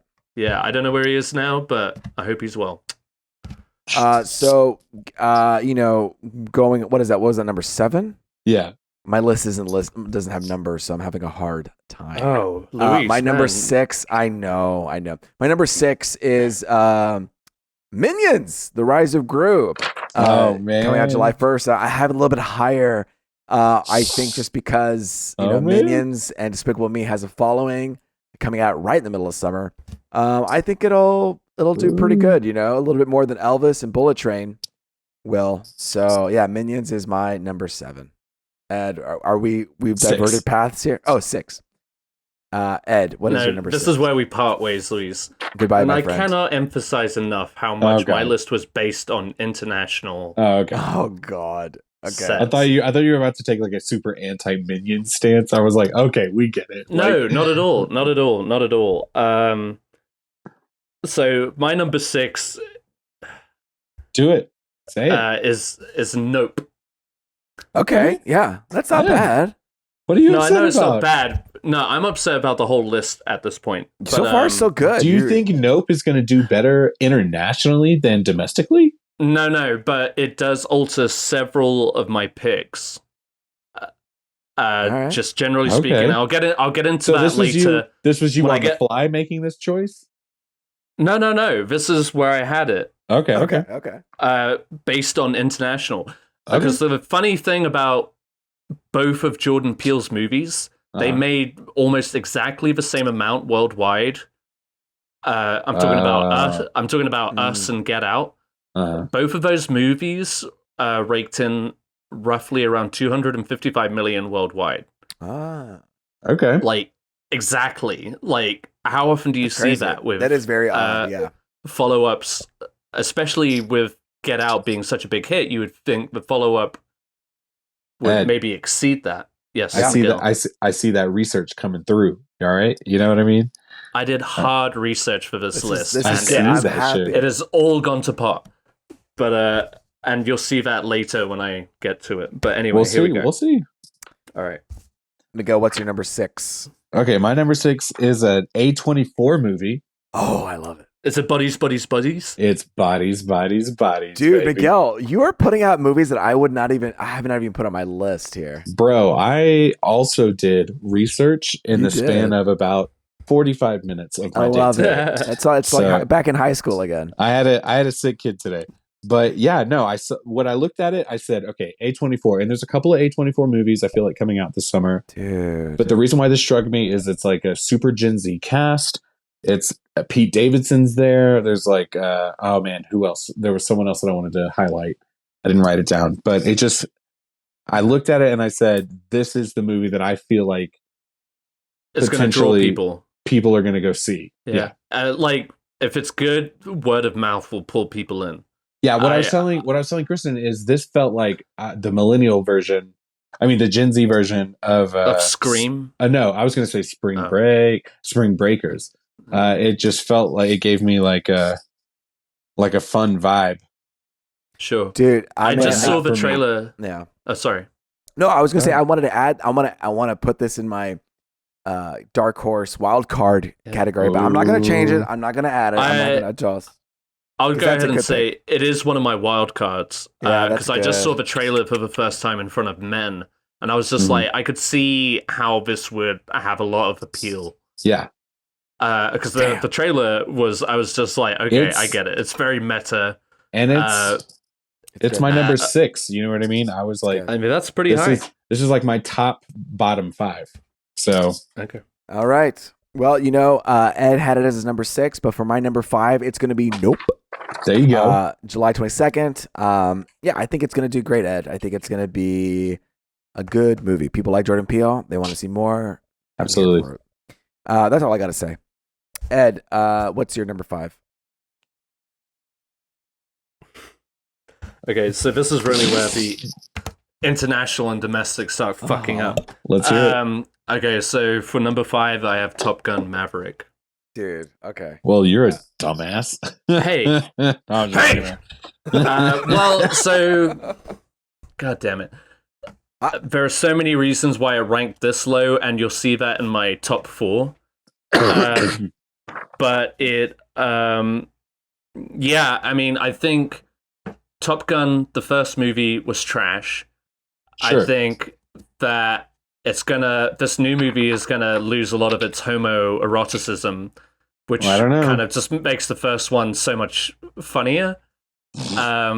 But I do think this is going to be a big hit, both domestically and internationally. I think that people like Tom Cruise has done exceedingly well in holding back both this and Mission Impossible to release it now when people are almost prime and ready to go back to theaters. Mm-hmm. And from everything we've seen and also at this point heard critically about this movie, I think it's going to do pretty well, especially domestically, in this regard. Well, so, I'm guessing you guys have it higher. I tell you, I tell you what, Ed, I'll have more Top Gun opinions later down the line. Ooh, Ed, Miguel, what do you got next for your number? What is this, 5? Ed, you just put it as 6. Luis, you just put it as 5. Nope. That's my top 5. I feel like we have a pretty good handle on where we feel like these movies are Bullet Train, I feel like are going to be in the right place. Nope and Bullet Train are in the right place. Yeah, I'm definitely looking forward to it. I feel like this is definitely a top 5 movie of the summer. You're going to see this in theaters, right, Miguel? I would totally see Nope in theaters. You know what I mean? But to be honest, the first time I saw Get Out was on an iPad. You know what I mean? I would. God. No, listen, don't be mad. Luis is the one that showed it to me. Okay. I did. That was you, bro. But at the same time, I love because you haven't seen it. He didn't see. We were in Jamaica, right? That's right. We were in Jamaica. We're in Jamaica, and you didn't see it. And I was like, bro, slot? He did, yeah. And I was like, you got to watch this movie, yeah. And it was amazing. I mean, even on an iPad. Yeah. And us, if you look at it and you go, you feel one way or the other about if it's better or worse than Get Out. Yeah. It's still a really solid movie, and Jordan Peele has a really solid handle on what he's doing.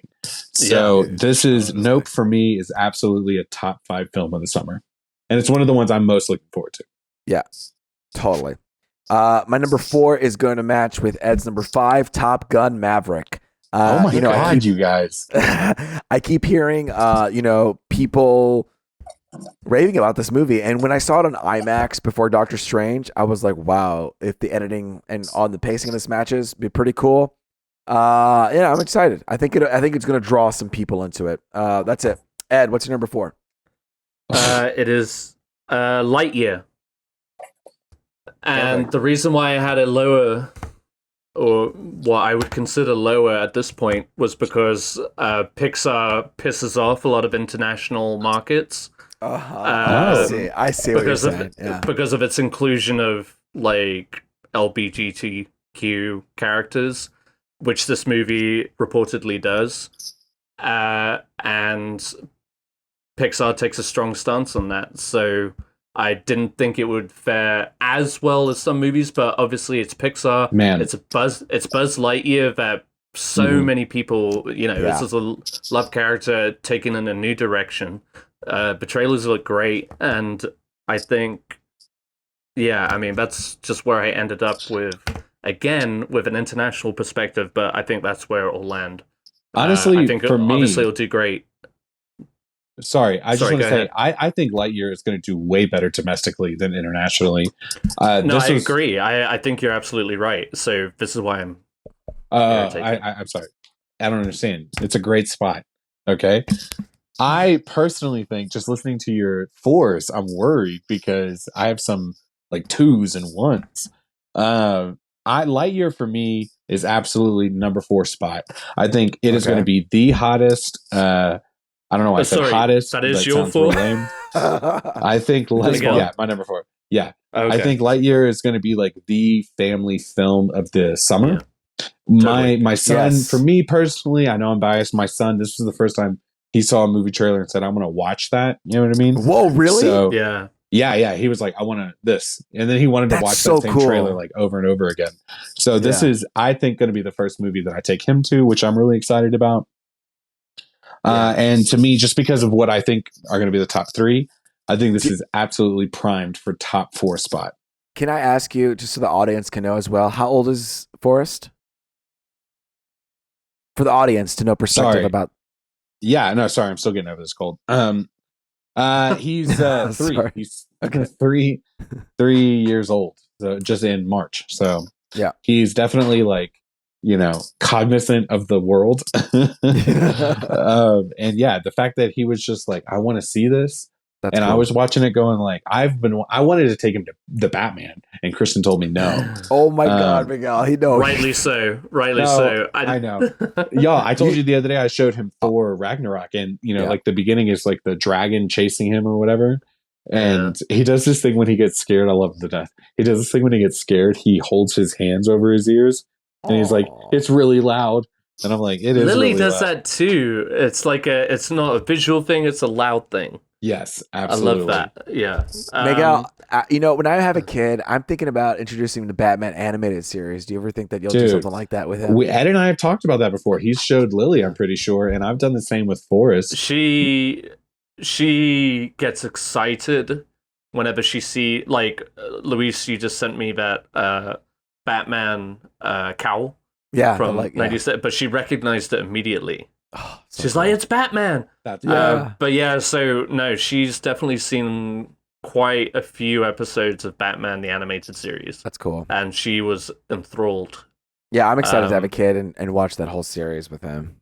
And to Miguel's point, I haven't shown Lily this trailer. I haven't actually shown her any trailers, and it's such a great idea. Thank you, Miguel. I hope she likes it. I fully intended of just like taking her to this movie in theaters. I mean, and I did the same thing with Encanto. I just took them to go see it, and she sat down, she shut up, and enjoyed it.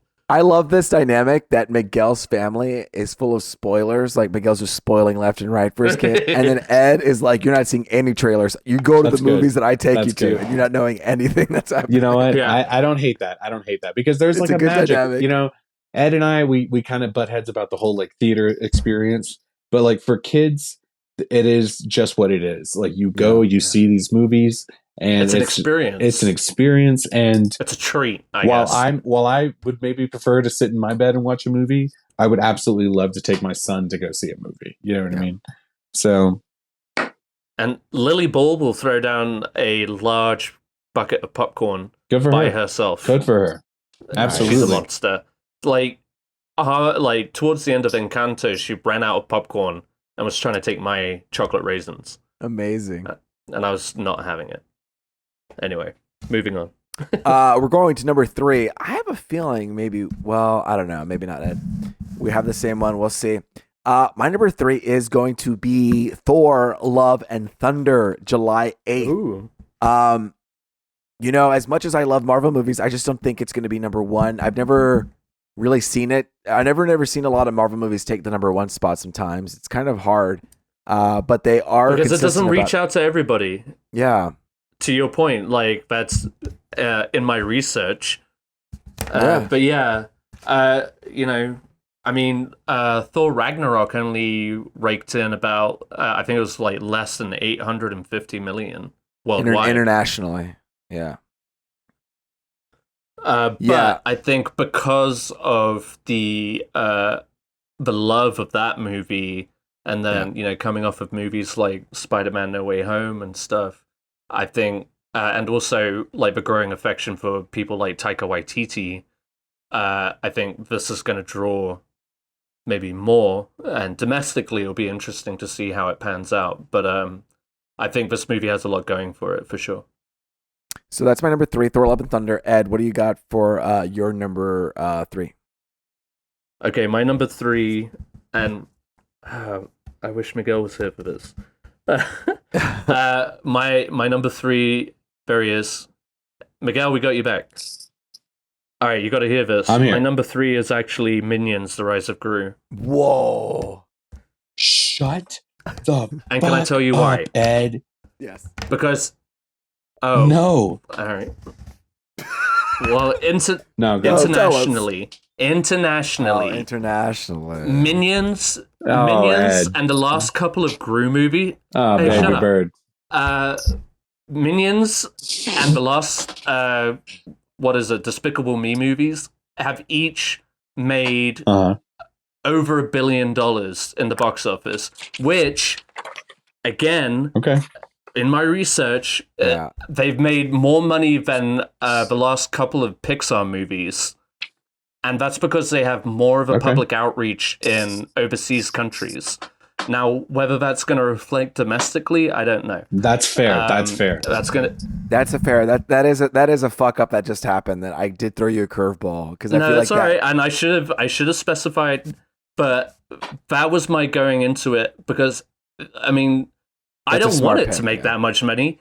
I don't think these movies are great, but they make that much money and they have that much. Like I said, they like across the world. People love these fucking minions. I think they work. I think they work internationally because they don't really have a language. They're like such a recognizable. And so everyone's take any political stances. It's all silly fun. Exactly. More, like probably less sophisticated than movies like Lightyear and stuff like that. Like to Miguel's point earlier, it's just like it's silly fun. Parents are taking kids to go see their movies, and Minions is a name brand that people will go and see. It's easy. Yeah, it's easy. Yeah, you don't have to see anything. Like you see those little yellow guys running around, and it's very having a good time. It's an easy movie, like you said. Like you don't have any time to research, but Minions. You don't know what they're saying, but it's funny, and they're gonna watch it internationally. And the fact that the last 3 of those movies all went over $1 billion.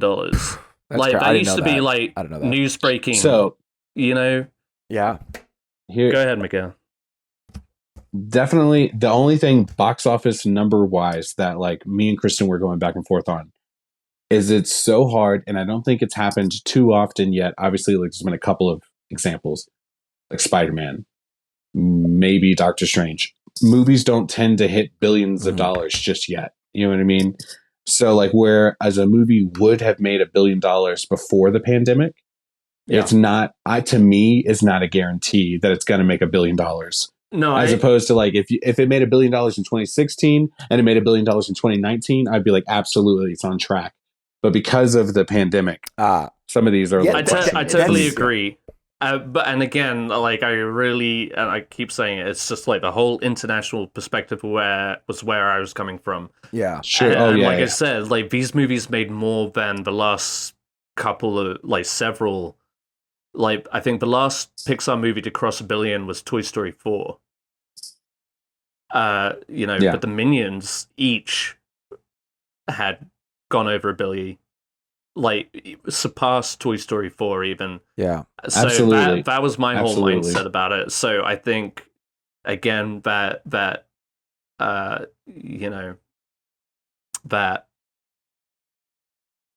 recognition, that kind of comfort with those characters, I guess. Yeah. You never know. I don't want that movie to make that much money. But that's what you think. But totally. It is. No one is saying that. We totally get it. It's just how, well, there you go. Hey ho. Minions, great. Number 3. That's your number 3. Miguel, what do you think is going to be the number 3 domestically? Oh, we're still here. Okay. To me, I'm going back to what Louis said. Yep. There you go. Thor: Love and Thunder. Specifically because I made that point about $1 billion earlier. I don't think a Marvel movie other than Spider-Man for sure. Excuse me. Has gone $1 billion yet. I don't think you're excused. I don't think Thor is gonna, even though it's very popular and it's a super solid sequel to the Taika Waititi Thor Ragnarok. I don't see it being the number 1 spot. Okay, cool. I'm going to number 2. I was flipping between 2 and 1 here, but I'm gonna land this as my number 2. Here we go. Jurassic World Dominion. I think it did so well. It was number 1, like it hit number 1 for a long time, and I think it hit number 1 for the second one. I don't know. I didn't really follow Fallen Kingdom, but the number 1 did so well that I think that people are going to want to watch it. But also, like, it was tough because I wasn't sure if people are tired of Jurassic World. I know I was, but is the general public tired of it? Either way, I put it as my number 2. Also because it has such an early release at June 10th. That I think it could build up a lot of numbers. So I have it at my number 2. All right. Ed, what's your number 2? Thor: Love and Thunder. It could totally be number 2, yeah. I think, and even domestically, I think it's still going to be a considerable hit. To Miguel's point, it may not cross that $1 billion mark, but I think, like I was saying, I think Thor Ragnarok has become such a favorite amongst Marvel fans that they're ready. People are ready to go into these movies in droves. If you consider, we keep mentioning Spider-Man, you consider Far From Home wasn't nearly the success of No Way Home. But it still did great, absolutely. But I'm just saying, people, this is now the fourth Thor movie. I think people whether it's meets the expectations or not, people are still going to go. This is going to make some waves in the box office domestically for sure. As soon as those tickets go online, I mean, the fact that Doctor Strange, a character who's only had one movie prior to this, was had a lot of sellouts. I think this is going to be multiplied. This is a much more popular character. Sure. Again, with Taika Waititi, I think people love the vibe. Whereas Doctor Strange was more of a question mark going into the second movie. This one is more of an assured, same director, mostly same cast, same characters, same tone. You know what you think you know what you're going to expect. So, yeah, I think this is going to be a big draw. Nice. Yeah, no, I think it could totally squeak by in a second as well. I think it kind of gets difficult when you get to up top. Yeah. All right, Miguel. Number 2. You guys, my number 2, for several reasons. The fact that it comes out so early in the summer, the fact that it's a super stunt heavy film, the fact that it's a legacy sequel, but it's also has an update to it effects wise that is going to blow people away. You guys, number 2, Top Gun Maverick. I'm blown away. I'm blown away that I put it so high and no one else did. It's to me, this is going to be, like I said earlier, we were talking about in the trailer for Mission Impossible. To me, Top Gun is going to be the hit. You know what I mean? More so than Mission Impossible, I think. And it's my number 2. Yeah. These effects look good.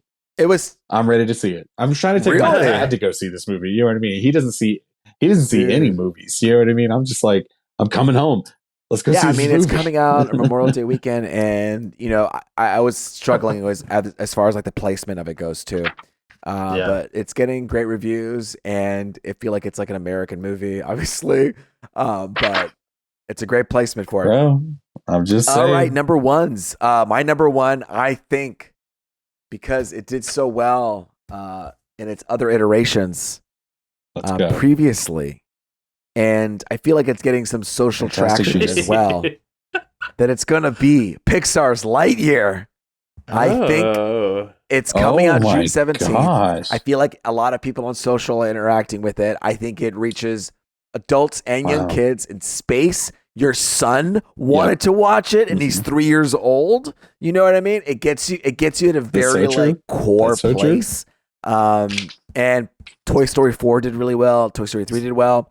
And I think it's going to bring families to the box office. It's not just one person or two people. It'll bring 3 or 4 people to see this movie.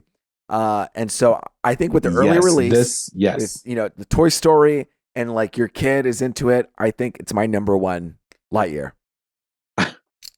All right. That's the whole reason you put it as number 1. Ed, what is going to be your number 1? It's Jurassic World Dominion. Yeah, I don't want it to be. I don't want these movies to be successful, but of course they are, and they reach across. They reach across so many generations.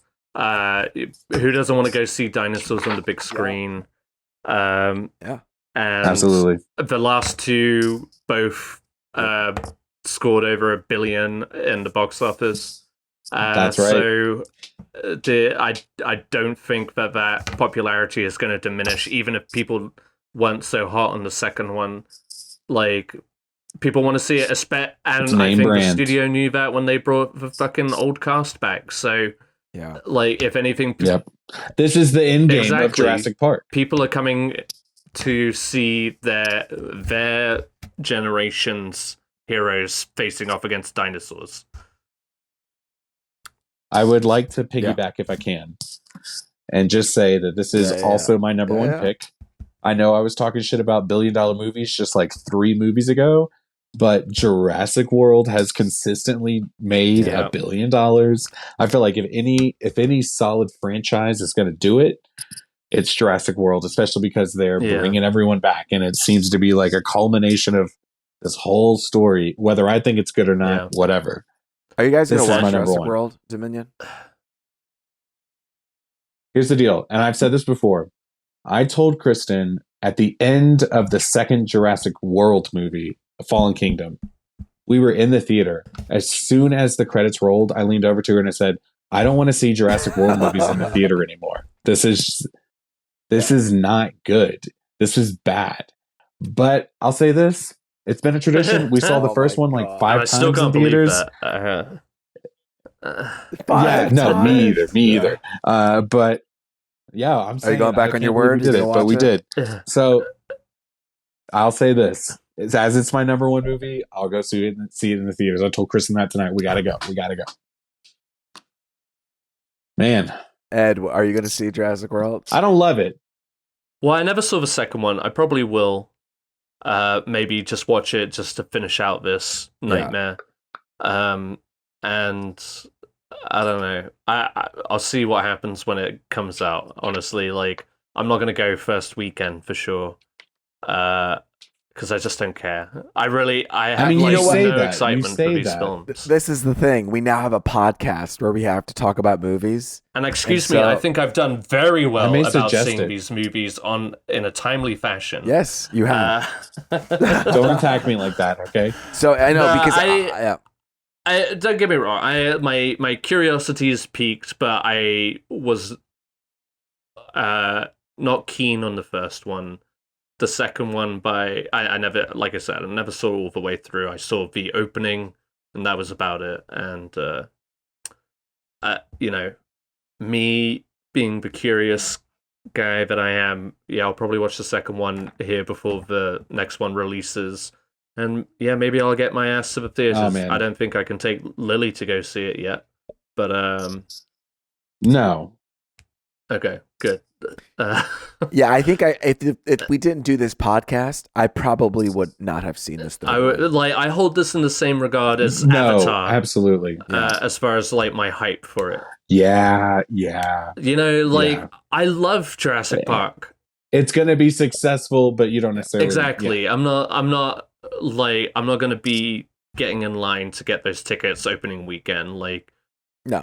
I'll try. I will probably go see it, but to round this out, we're going to give our dark horses or our wild cards, movies that we didn't expect to be top 10, but potentially could be.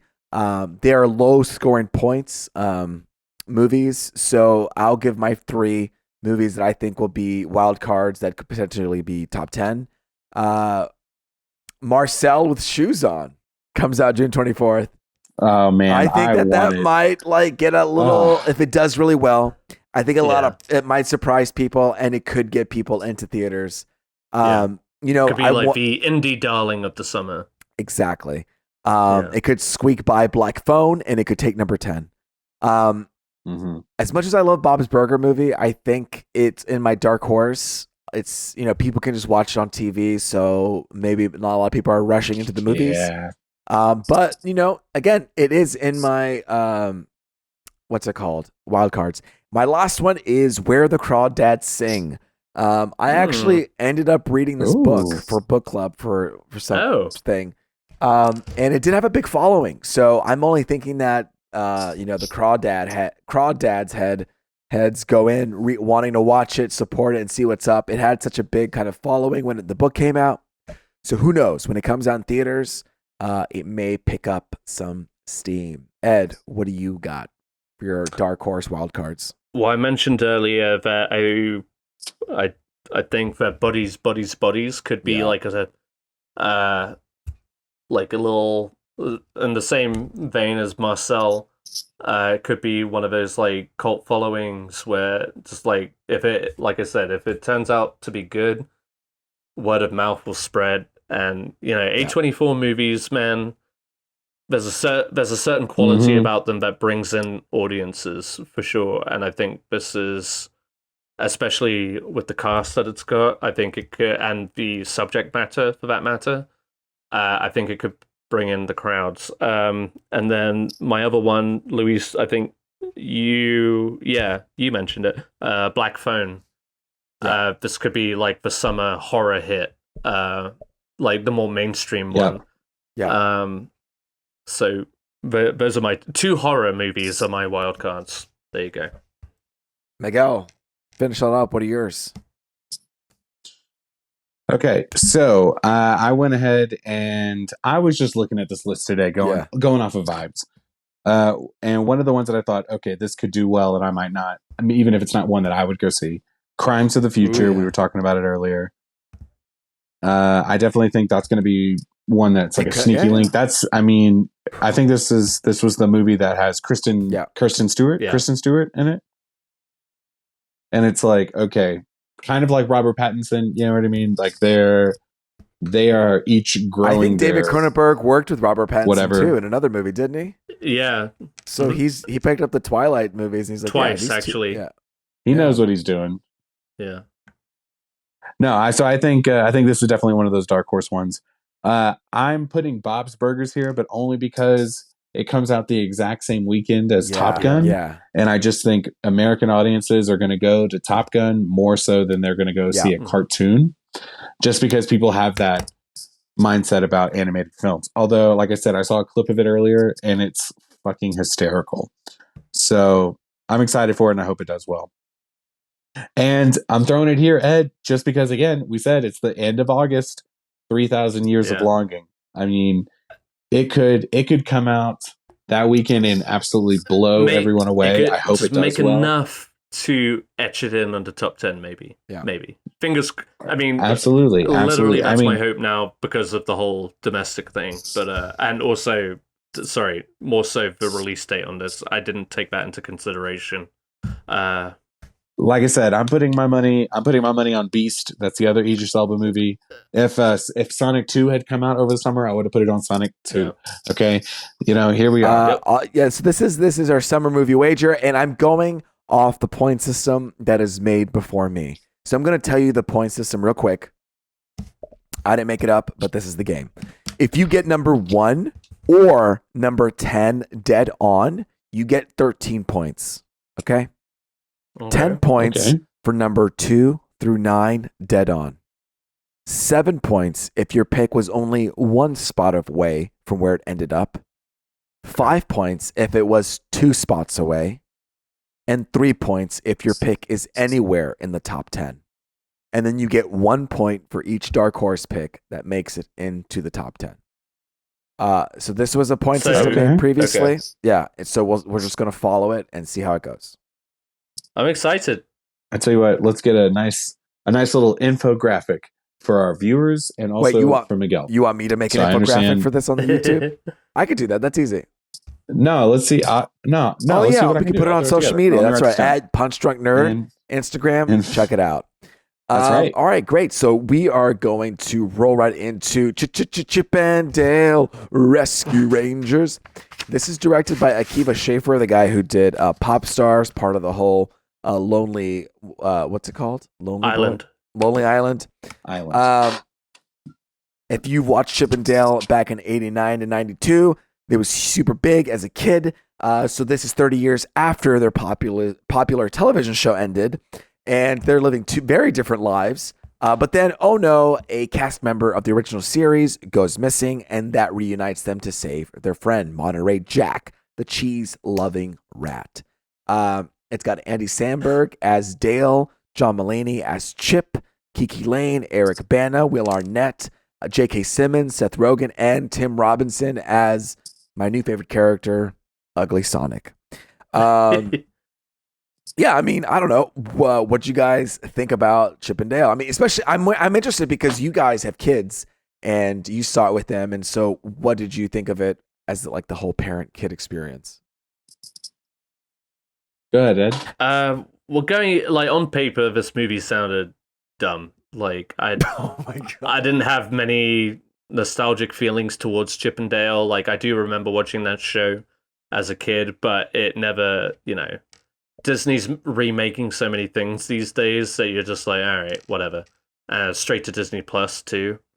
So, but whenever that first trailer dropped, I was definitely intrigued. And then when you see the people involved, you're like, okay, this could actually be a lot of fun.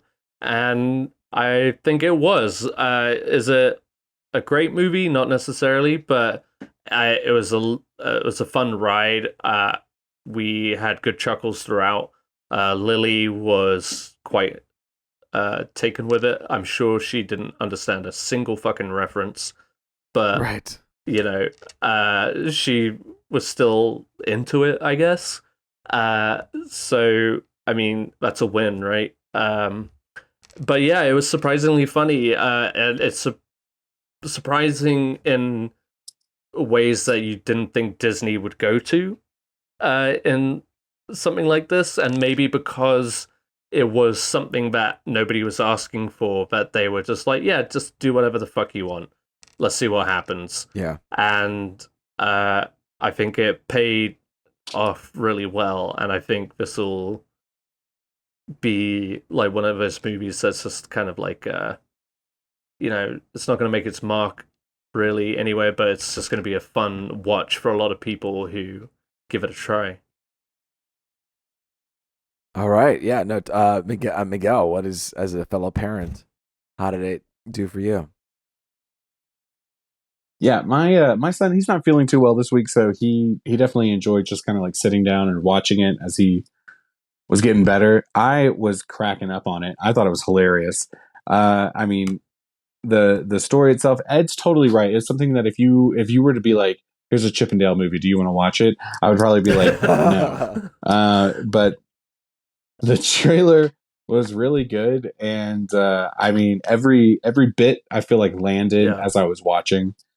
Some of my favorite moments being the Seth Rogen, I mean, as the like Uncanny Valley character. I mean, I feel like they really nailed, they were really the whole tongue-in-cheek vibe, and it was definitely something that was like obviously in the same vein as like Mr. Rogers, I mean not Mr. Rogers, whatever the Rabbit movie was. Peter Rabbit? In the 90s. Roger Rabbit. Roger Rabbit. No. Yeah. With Roger Rabbit. Yeah. I almost said Mr. Rogers' Neighborhood, and I was like, wait, so I'm fucking up. It's in a similar vein where it's like this real world versus cartoons. I feel like the thing that threw me up a little bit, threw me off, excuse me, my kid's sick, so I've been talking about throw up a lot today. Was like HBO just did this with Tom and Jerry. HBO also did something similar with Space Jam, where they used a lot of their properties, Warner Brothers properties. Yet in this movie, that's like a Disney property, they're still pulling in a lot of Hollywood references that aren't just like their own. And I thought that was a great way to like talk about movie making in general, as opposed to just like any one property, ownership or whatever. And I was having a great time. I couldn't, like, to go off of that, the Roger Rabbit situation, I couldn't believe that they were able to pull so many different characters from different companies, from Paramount, from Warner Brothers. They had a Batman reference in a Disney movie. Rick and Morty, a Cartoon Network thing. Yeah. And they had Sonic heavily in this movie as a character. I thought it was a one-time joke. He appears 3 times and is important at the end. And that's a Paramount character, And so I was just surprised at how they were able to weave in all these different properties that were not just Disney. Like Space Jam had Warner Brothers, and I think exactly. I mean, it was really fun. I did watch Chip and Dale a lot as a kid, so I was excited, and I liked Popstar. It was a fun movie, and I think Andy Samberg was awesome as Dale. Yeah. And then John. And Mulaney, I love Sorry. No, go for it. I love the 3D rendition of it. Yes. Too. I was just like, had they made it 3D, I would have been all about it, honestly, because it looks so. They did such a good job of of playing with different media. They had the different characters from the 80s, like He-Man, and they were rendered differently. You could see that they were a little bit more stuttery compared to other characters that they had a higher frame rate. And then you had the 3D Dale And they played jokes. I mean, this is really like super inside baseball stuff, you know.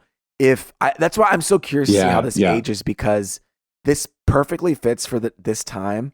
Because one, not only is it making references to all the stuff we grew up on, but also to people in LA. You know, the what's it called? The 3D, what's it called? Surgery. Like cosmetic surgery. And the whole thing about the uncanny valley. Yeah. Dude, I cannot tell you that I live in the valley and people shit on the valley in LA all the time. And so they're like, where are we? Oh my God, we're in the valley, the uncanny valley. And me and Sarah are like, fuck you. Everyone's always talking shit about the valley. But, you know, I think it's really, I think a lot of the stuff, the Easter eggs and all these references, it's very heavy. And I think that's like the prime star of this movie. I think the story is pretty straightforward. I like Andy Samberg's performance. But it feels like they were in a writer's room and they just came up with a bunch of jokes. And like it was joke, bit, all, you know, entertaining. But that was kind of like the big thing about it. So if you're into getting hit with bits and Easter eggs and you know all that stuff, then this movie does it a lot. It's funny you mentioned that, because I was texting you guys the other day being like, Ed was the one that was like, we should watch Chippendale. And in my head, I was like, yeah, in the movie theaters, let's go. I'm going to take my kid to go see it. That'll be fun. And the only reason I realized it was on Disney Plus is because John Mulaney and Andy Samberg, they just hosted the Jimmy Kimmel show because he was out with COVID, and they hosted it together. And then they also were each other's guests. And the whole bit running through the entire episode was Chippendale, the movie, not in theaters, only on Disney Plus. You know what I mean? They just kept saying that over and over again. And I was just like, this is definitely, I don't know. I went on a tangent here, but I was surprised that it was on Disney Plus, and I think it was like a solid fit. It's tough because I know Turning Red came on Disney Plus and not in the movie theater. It was supposed to. Yeah. So maybe they feel a little bit bitter about it as they were making jokes that it only came out on the streaming service. But, you know, I felt like they... Yeah. Okay, cool. With this movie, and I think that attests also to a certain degree, there's like a risky element to the humor that they use here that isn't necessarily going to register with a lot of audiences.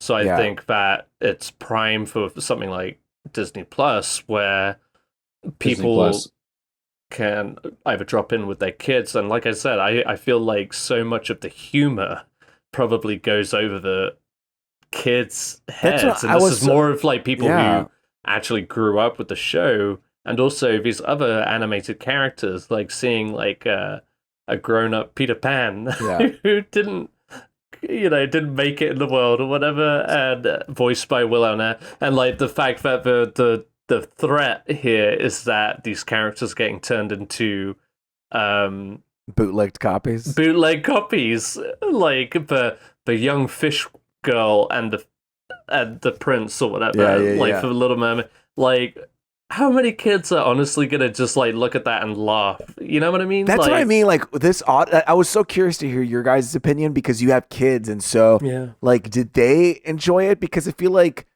the people who are really this audience is for is like people my age in LA. You know what I mean? Well, like, we'll get everything, but do other people understand everything? Yeah, it's a different reaction, I guess. So, like, for example, like, if my daughter is watching something like Blippi, or a kid's show, it's more interactive. She's in it, she's laughing, or whatever. She's responding to what's happening on screen. With this one, she was just, like, watching it quiet, and actually she was telling me and Sarah to stop laughing. Because Sarah and I were cracking up, and she's like, "No, stop laughing," and it's like, "It's funny, honey. Like we're allowed to laugh or whatever." But so to that extent, like, again, she sat through it and she watched it. She wasn't like irritable. She didn't want to like turn it off or change it to something else. She was content with watching it. But I think she probably felt a little alienated from what was actually happening on screen. Yeah, you know, like all of these characters coming in and out that, you know, they're not acknowledging. It's more of just like a throwaway gag or something. Yeah. So it is a fine line. Is this movie for kids? No. I would say this is more kind of like a family movie, maybe like teenagers and stuff. But even then, like a lot of the references are for like our generation. So it's an interesting case.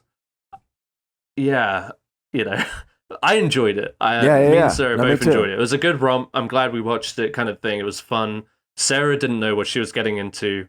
She like looked at me like whenever she saw the fat Peter Pan, she was like, "Did you know this was happening?" I was like, "Yeah, I know the exact vibe that this movie is going for." My favorite bit for Peter Pan was when they cut to him as like just like a slightly older teenager, and he had that like real shitty mustache and acne, a little bit of acne on the jaw. I was just like, oh my god, dude, the way that they nailed that animation, that shit was hysterical. Really good. And then you've got J.K. Simmons as the plasticine character. I thought was funny. Wait, what character is he? Is he from is that an original character? He's the detective. I'm not sure. I didn't get the reference, but I thought the character was funny in itself. You got the Coca-Cola polar bear. Dude, that was so good. As a muscle man. Yep. I mean, what a bizarre little thing. But an ugly Sonic, they were able to bring him in. Like, what a weird ugly thing. Sonic. What a weird... And it's like, to their point, it's like, yeah, Paramount discarded that design, so it's fair game, right? Yeah. That's what I... We'll do something with it. I thought that was hilarious. And man, I mean, Seth Rogen, too. Seth Rogen gets like a moment where all of his characters come together. Man, that was hilarious. And you're like... I mean, that's what's blowing my mind. It's like if this was an HBO property and they get like, think about multiverses. We were talking about that last week. When WB puts all of their characters in a video game, you go, yeah, that makes sense. But the fact that they were just like, I'll pull whoever the fuck I want into this movie. It was Kung Fu Panda. That's what nailed it. It wasn't possessive. It was more just like expansive. Just like, hey, we're making this joke. Can we have it or can we not? Yeah. Because that like they refer to that mantis.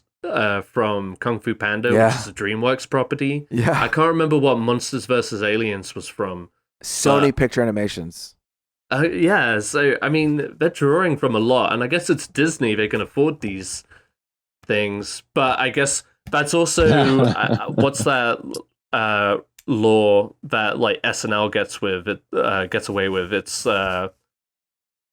parody law. Parody law or something? Like, if you're making fun of the thing, and not directly referencing it or using it as a character or whatever, then it's fair game. It's interesting because in Roger Rabbit, when they did the whole WB and Disney thing where Bugs Bunny and Mickey Mouse came on stage, it was a big like contract deal where, okay, Bugs Bunny comes on first and Mickey Mouse comes on second, but then Mickey Mouse talks first and Bugs Bunny talks second. Like there was this whole like, okay, we got to do this equally as possible, and the way that they were all these characters just kind of thrown together, man, it was really wild. Can I be honest, real quick? I still have not seen Who Frames Roger Rabbit.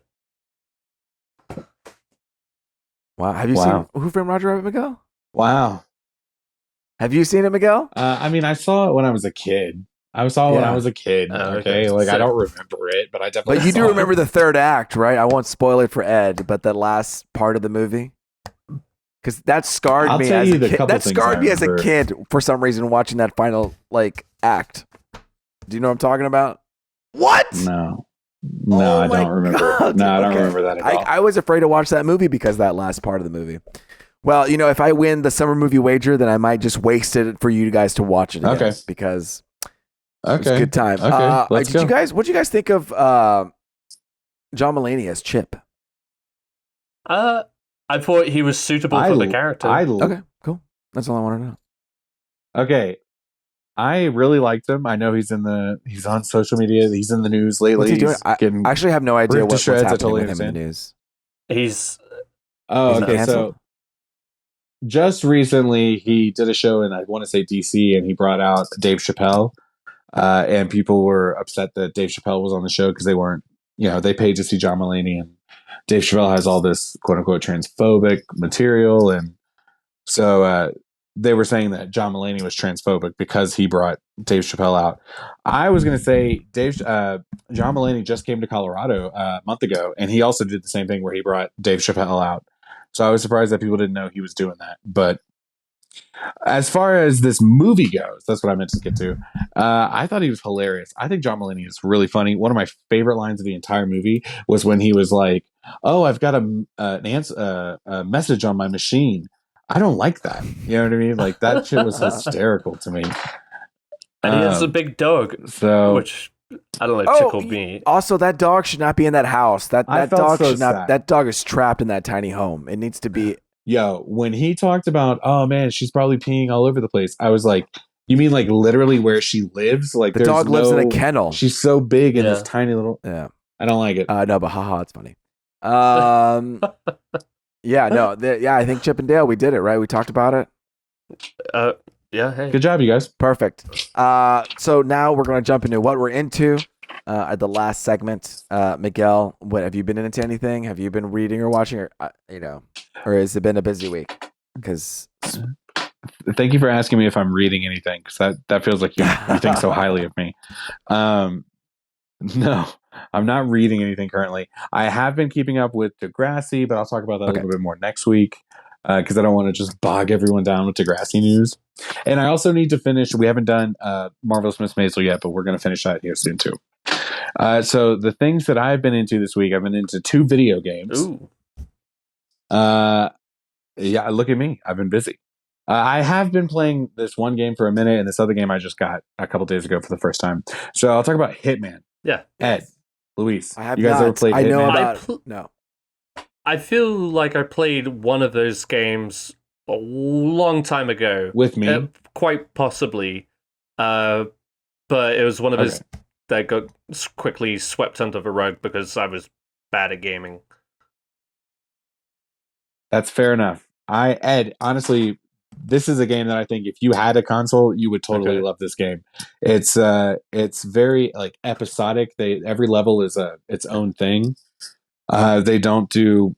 It's not like an 80-hour long game. It's only like 9 or so levels, and each level only goes on as long as you want it to. And I feel like, it's tough playing video games with kids. And it's nice when you have, a little bit more control over your gaming time. Shooty, killy. And that's right. No, and Ed, I think you would love this because you replay each of these levels over and over again because you want to kill these same people different ways. You want to get those little challenges and things like that. And I think you would enjoy it. I'm not a sociopath, by the way, everybody. No, but I don't know why, but in my head, I associate you in this game. Look at you, Miguel, reaching out to Ed and then holding him in your arms. And maybe I'm overstretching or whatever. I mean, I like you, and I want you to enjoy the things I like. Okay, now this one I'm not going to talk too long about, but I just started playing this game called The Forest. It came out a handful of years ago. It's been out for a hot minute. The sequel's coming out, I want to say next year, or maybe this one. Yeah. Hello? Ed, are you dead? Oh, okay. I mean, I could tell you that I have to go pee real quick, but here we go. No. Go potty. Yeah, talk about The Forest. No, it threw me off.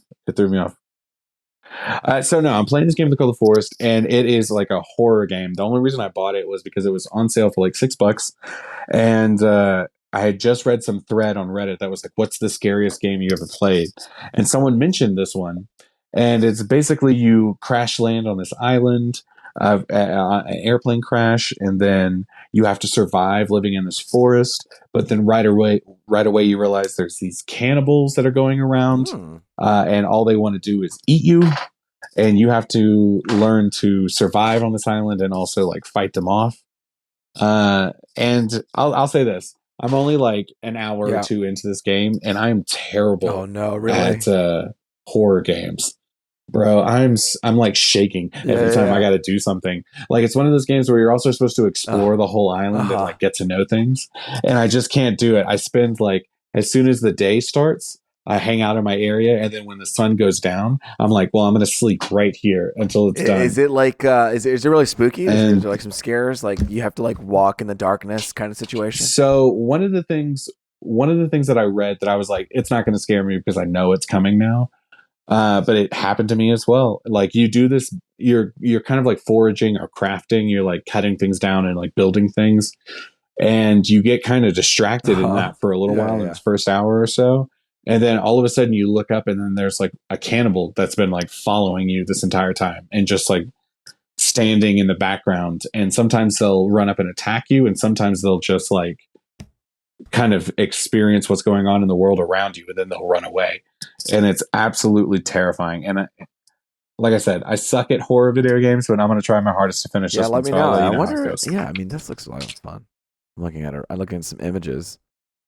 I'm looking forward to the sequel because I feel like this game is one of those like proof of concept games where it's like this works, and then the sequel is going to build. Yeah, it looks like the graphics could they could really build on it to make it feel to really immerse you into it a lot more, right?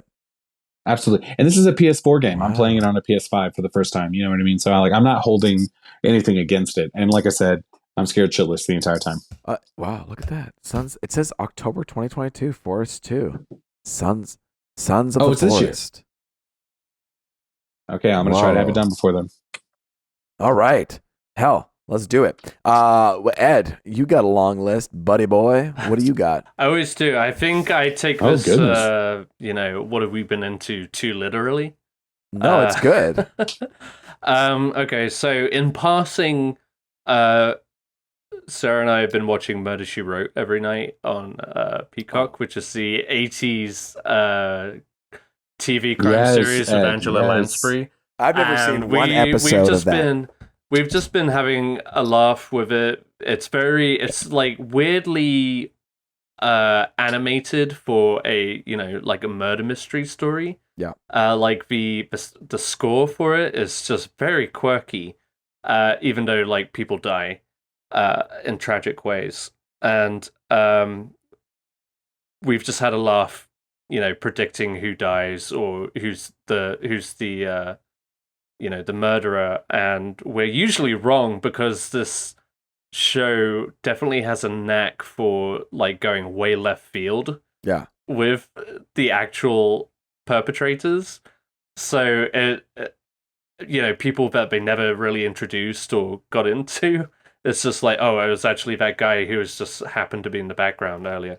Another one that I was intrigued in getting into was Apple TV has come out with this new documentary series of Prehistoric Planet, which is starring David Attenborough talking about dinosaurs.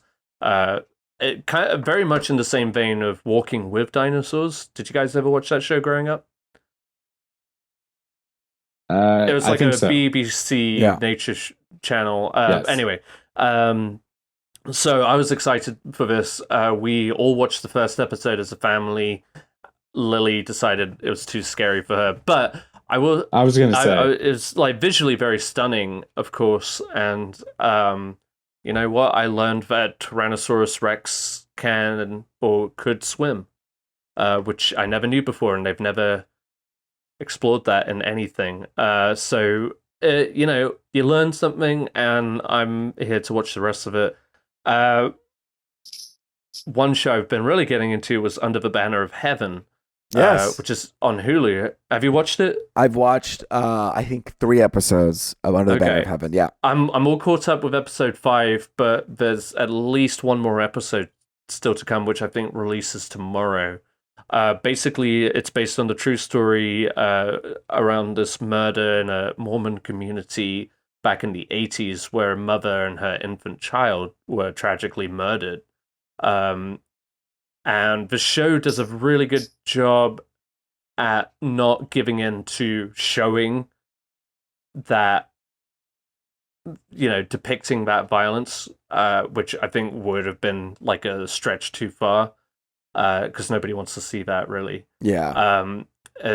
But what I find interesting about it is the conflict of, faith and religion, especially within the Mormon community. And Andrew Garfield is their headliner. It's got Sam Worthington, Wyatt Russell, who was the new Captain America in Falcon and Winter Soldier. That guy is really good at playing a dick. Oh yeah, somebody that you love to hate, especially in this show. Yeah. And so it's a true story. You can look into it. It's like the Lafferty family. It comes across like a cult. They were more like extremist sect of Mormonism, and it's interesting because they do parallels between what's going on in the story, and then also how Mormonism was founded. So they have depictions or flashbacks, whatever you want to call it, of the founder of Mormonism and how that contrasts or mirrors what's going on with this case. And, it's Andrew Garfield's character, who's a detective, but also a Mormon in this community, who's, feeling conflicted with the fact that Mormons could have done this within their own, because they're all very much about a community being a family together. And, everybody refers to one another as brother and sister kind of thing. And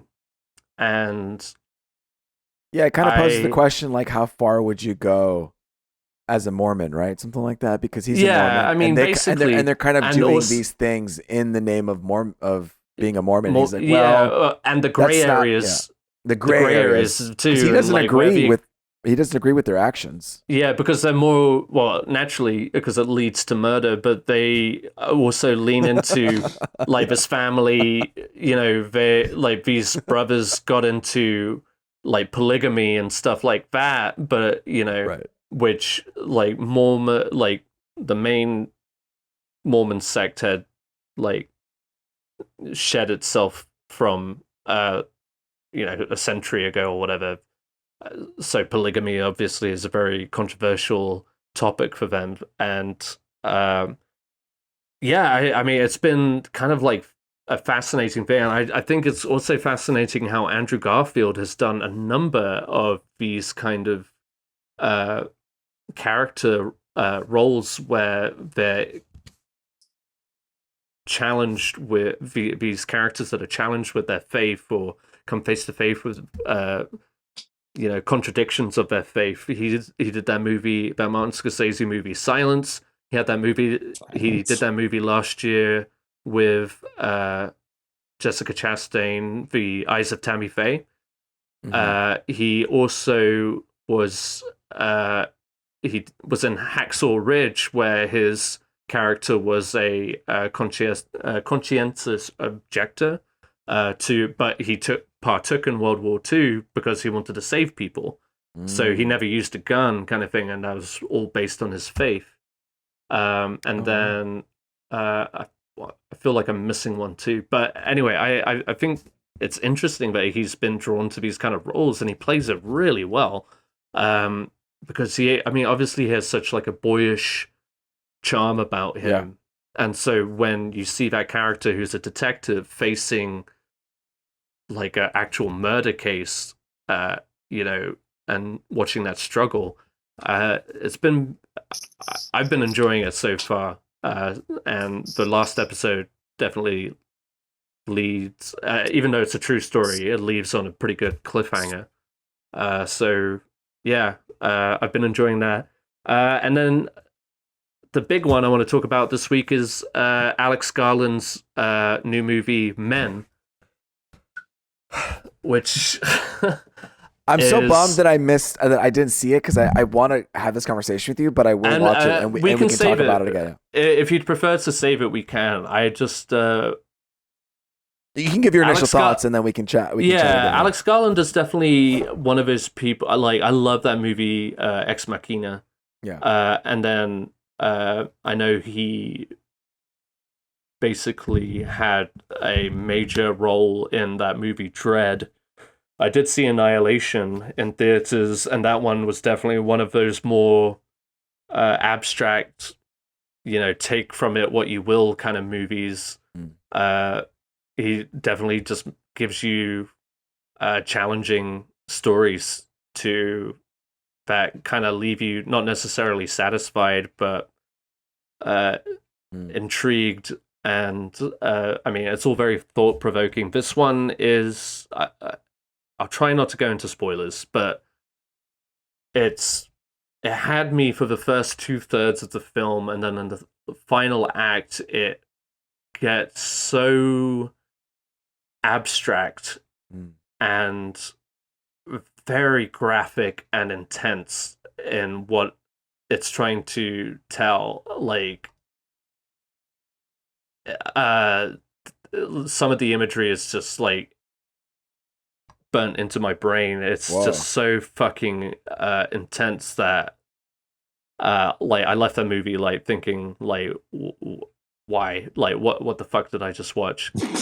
Like it really and the thing is like I get what they were trying to tell with it. It's a story about a woman whose husband committed suicide in front of her, and basically deals with that loss, but also the relationships dealing with toxic masculinity and how men gaslight women in domestic issues. And she gets like this country house for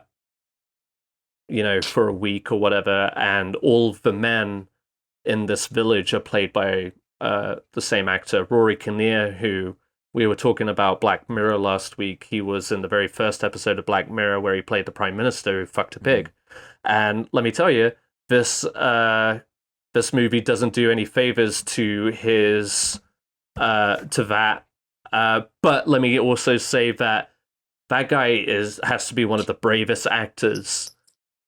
Absolutely. Like just the places that his characters go in this movie. Again, I get it, but like fuck me, it's so he really puts himself out there, and you can't help but just respect where it goes. Like at least for him, like he is committed, and it is beyond fucked up.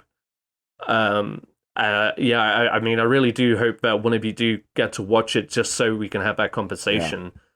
It was the movie as a whole, it created that atmosphere of unease and distress. It did a good job at building that tension throughout the movie.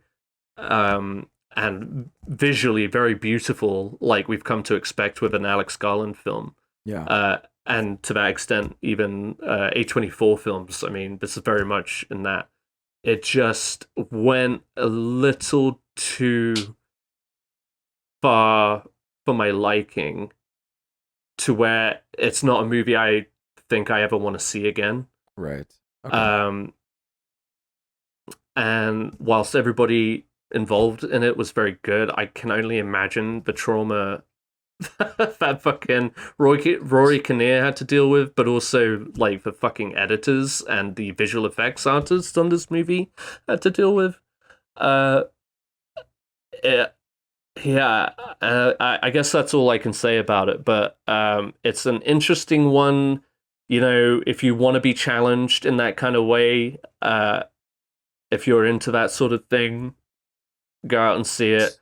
I don't think like Alex Garland is definitely one of those directors who I will always strive to go and see what they have next, kind of like David Cronenberg and people who typically challenge you with their movies. And it was to that extent it was exciting. I'm glad I gave it a chance, I guess, but I left it feeling just kind of numb from it all, a little just kind of dumbfounded, and I didn't really.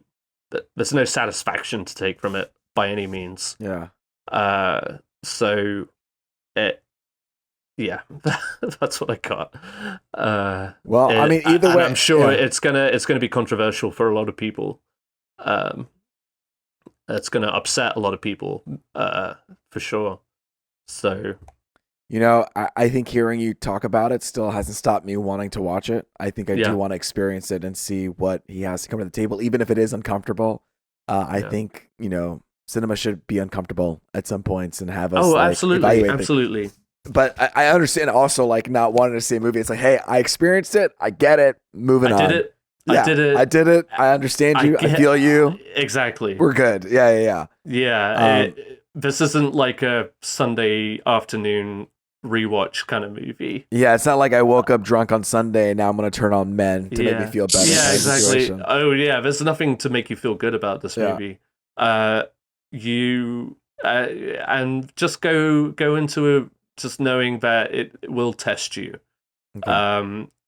I felt like the pacing at times was a little off, but again, it does a very good job at building up that tension and that atmosphere and that sense of dread. And Rory Kinnear really is pretty fantastic in it. And to her credit, Jessie Buckley too, who's blowing up right now. I feel like she does a really good job in this movie too. But Rory Kinnear definitely is the MVP, and that guy just needs an award for the shit that he has to go through as an actor. It's interesting you talk about the third act too, because it does this, like when you watch the trailer, you're like, it's going to build up a lot of mystery. It's going to build up a lot of stuff, but is it going to land in that final third act? So I'm curious to see how it goes. You were also saying how beautiful it was. So I was like, I wonder who the cinematographer is. His name is Rob Hardy. He's a British cinematographer. Yeah. And he's done work for him for Ex Machina, because Alex Garland, he did Ex Machina. Alex Garland also did Annihilation. And he also did the cinematography, Ed, for Mission Impossible Fallout. Oh! Well. So there you go. Hey, full circle. There you go. Full circle. But I'm glad you looked that up, because the cinematography is gorgeous in this film. Up until a point, and then it's just like it's an attack on the senses. I wonder at the end. I'm just gonna like predict, but like there must be like in the final act where you see her in the middle and a bunch of men all around her with all the dude's same face, kind of like surrounding her and being very uncomfortable. So that is like the uncomfortability that. I don't know if it gets worse than that. Fathom how uncomfortable you're going to be in this film. Like, okay, let me write this down. Uncomfortable feeling. Bring Boris with you, Miguel, when you watch. I was squirming in my seat. Squirting? No, squirming. Yeah, I was squirting in my seat. I was so trauma. No, it was, and you could feel it. You could feel that tension in the room. In the room, in the theater. That's cool. So, yeah. It's a tough one, but like I said, if you go in for it expecting a challenge, that's all I'll say. Well, if you're not looking for a challenge and you want to have a good time, you can do what I'm doing and play Kirby and the Forgotten Land. It's on the Nintendo Switch, and I played there's like a couple worlds in there. I played like 3 or 4 worlds of Kirby in the Forgotten Land. It's actually my first Kirby game that I played, and I said, hey, I'm going to play this modern version of Kirby. And it's great. A lot of stuff. There's so much video games and open world and building and crafting and all these things and brain work. And sometimes I just want to turn my brain off and just go. Like, let me go and let me go forward to the end. And Kirby kind of does that for me a little bit. Like, I obviously haven't played the whole game yet. I'm still going.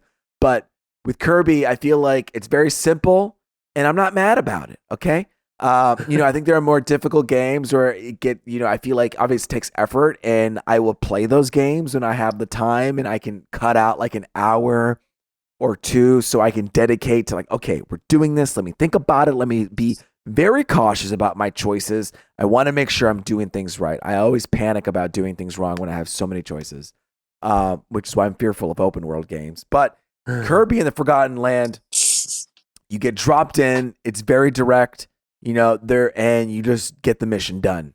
And that's what I love. To clarify real quick, Kirby, we're talking about the big pink.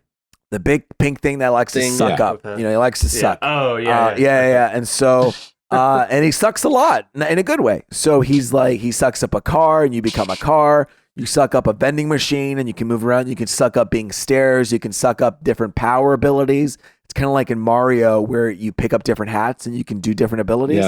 Yeah. So people have like fireball abilities. You could suck them up and then you can fireball ability at some people. Boomerang, gunshots. And then if you find these like hidden blueprint maps, you could take that. And I know sometimes I talk shit about crafting, but you can craft more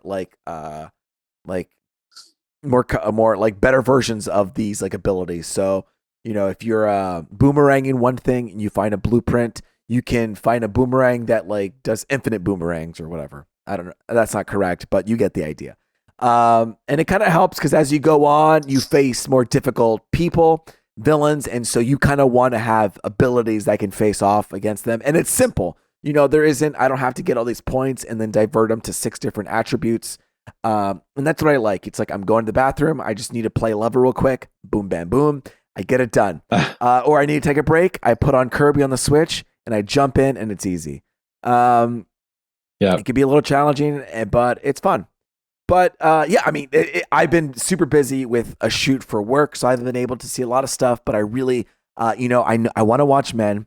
I want to finish Marvelous Maisel, and I know I got to watch Saving Private Ryan. Okay, people have called me out. They said you got to watch this on the big screen. All right. Yes. So that's what I'm going to do. I'm going to try to watch Saving Private Ryan. Also was recommended to watch Band of Brothers afterwards.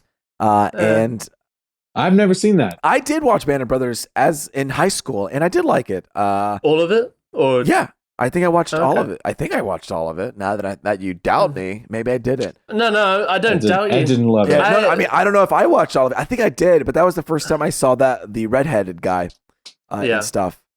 So I definitely saw that. I saw some of them. I started watching that show, The Pacific, which was kind of like in the same... Like the spiritual sequel to it, yeah. Yeah, exactly, but just obviously set in the Pacific. And that one was not as... Yeah, I think I remember watching The Pacific thinking I would be like, oh, this is going to be good as Band of Brothers. Yeah. And it didn't hit it as well. Yeah. But it does make me... I feel like after watching Saving Private Ryan, I'll be like, okay, I'm in the mindset to watch Band of Brothers. And it's 6 episodes, so it's not like a huge lift. Is that on HBO? That's an HBO show, right? It's an HBO show. Yeah. Maybe I will go back and watch that. Yeah, why don't you go in there and take a look at it again? Yeah. It's a miniseries. It's great. Oh no, there's more than 6 episodes. Let me see. There's 10 episodes. So there you go. 10 episodes for your viewing. Well, we did it again. I can't believe it. We hit episode 12, my lucky number. And I want to say thank you again for everyone who's been listening, who's been tuning in. We appreciate you so much. We're going to the moon with this podcast. Like and subscribe. It helps us get to other people. Can you believe it? If you like and subscribe and comment, people will see our podcast and we'll get more viewers. And it's going to be a fun, good time. My name is Luis Gonzalez. And of course, I've had the pleasure of talking to Miguel Sanchez. And Deadpool. Yes. And until next time, ladies and gentlemen, later Gators. Later, guys.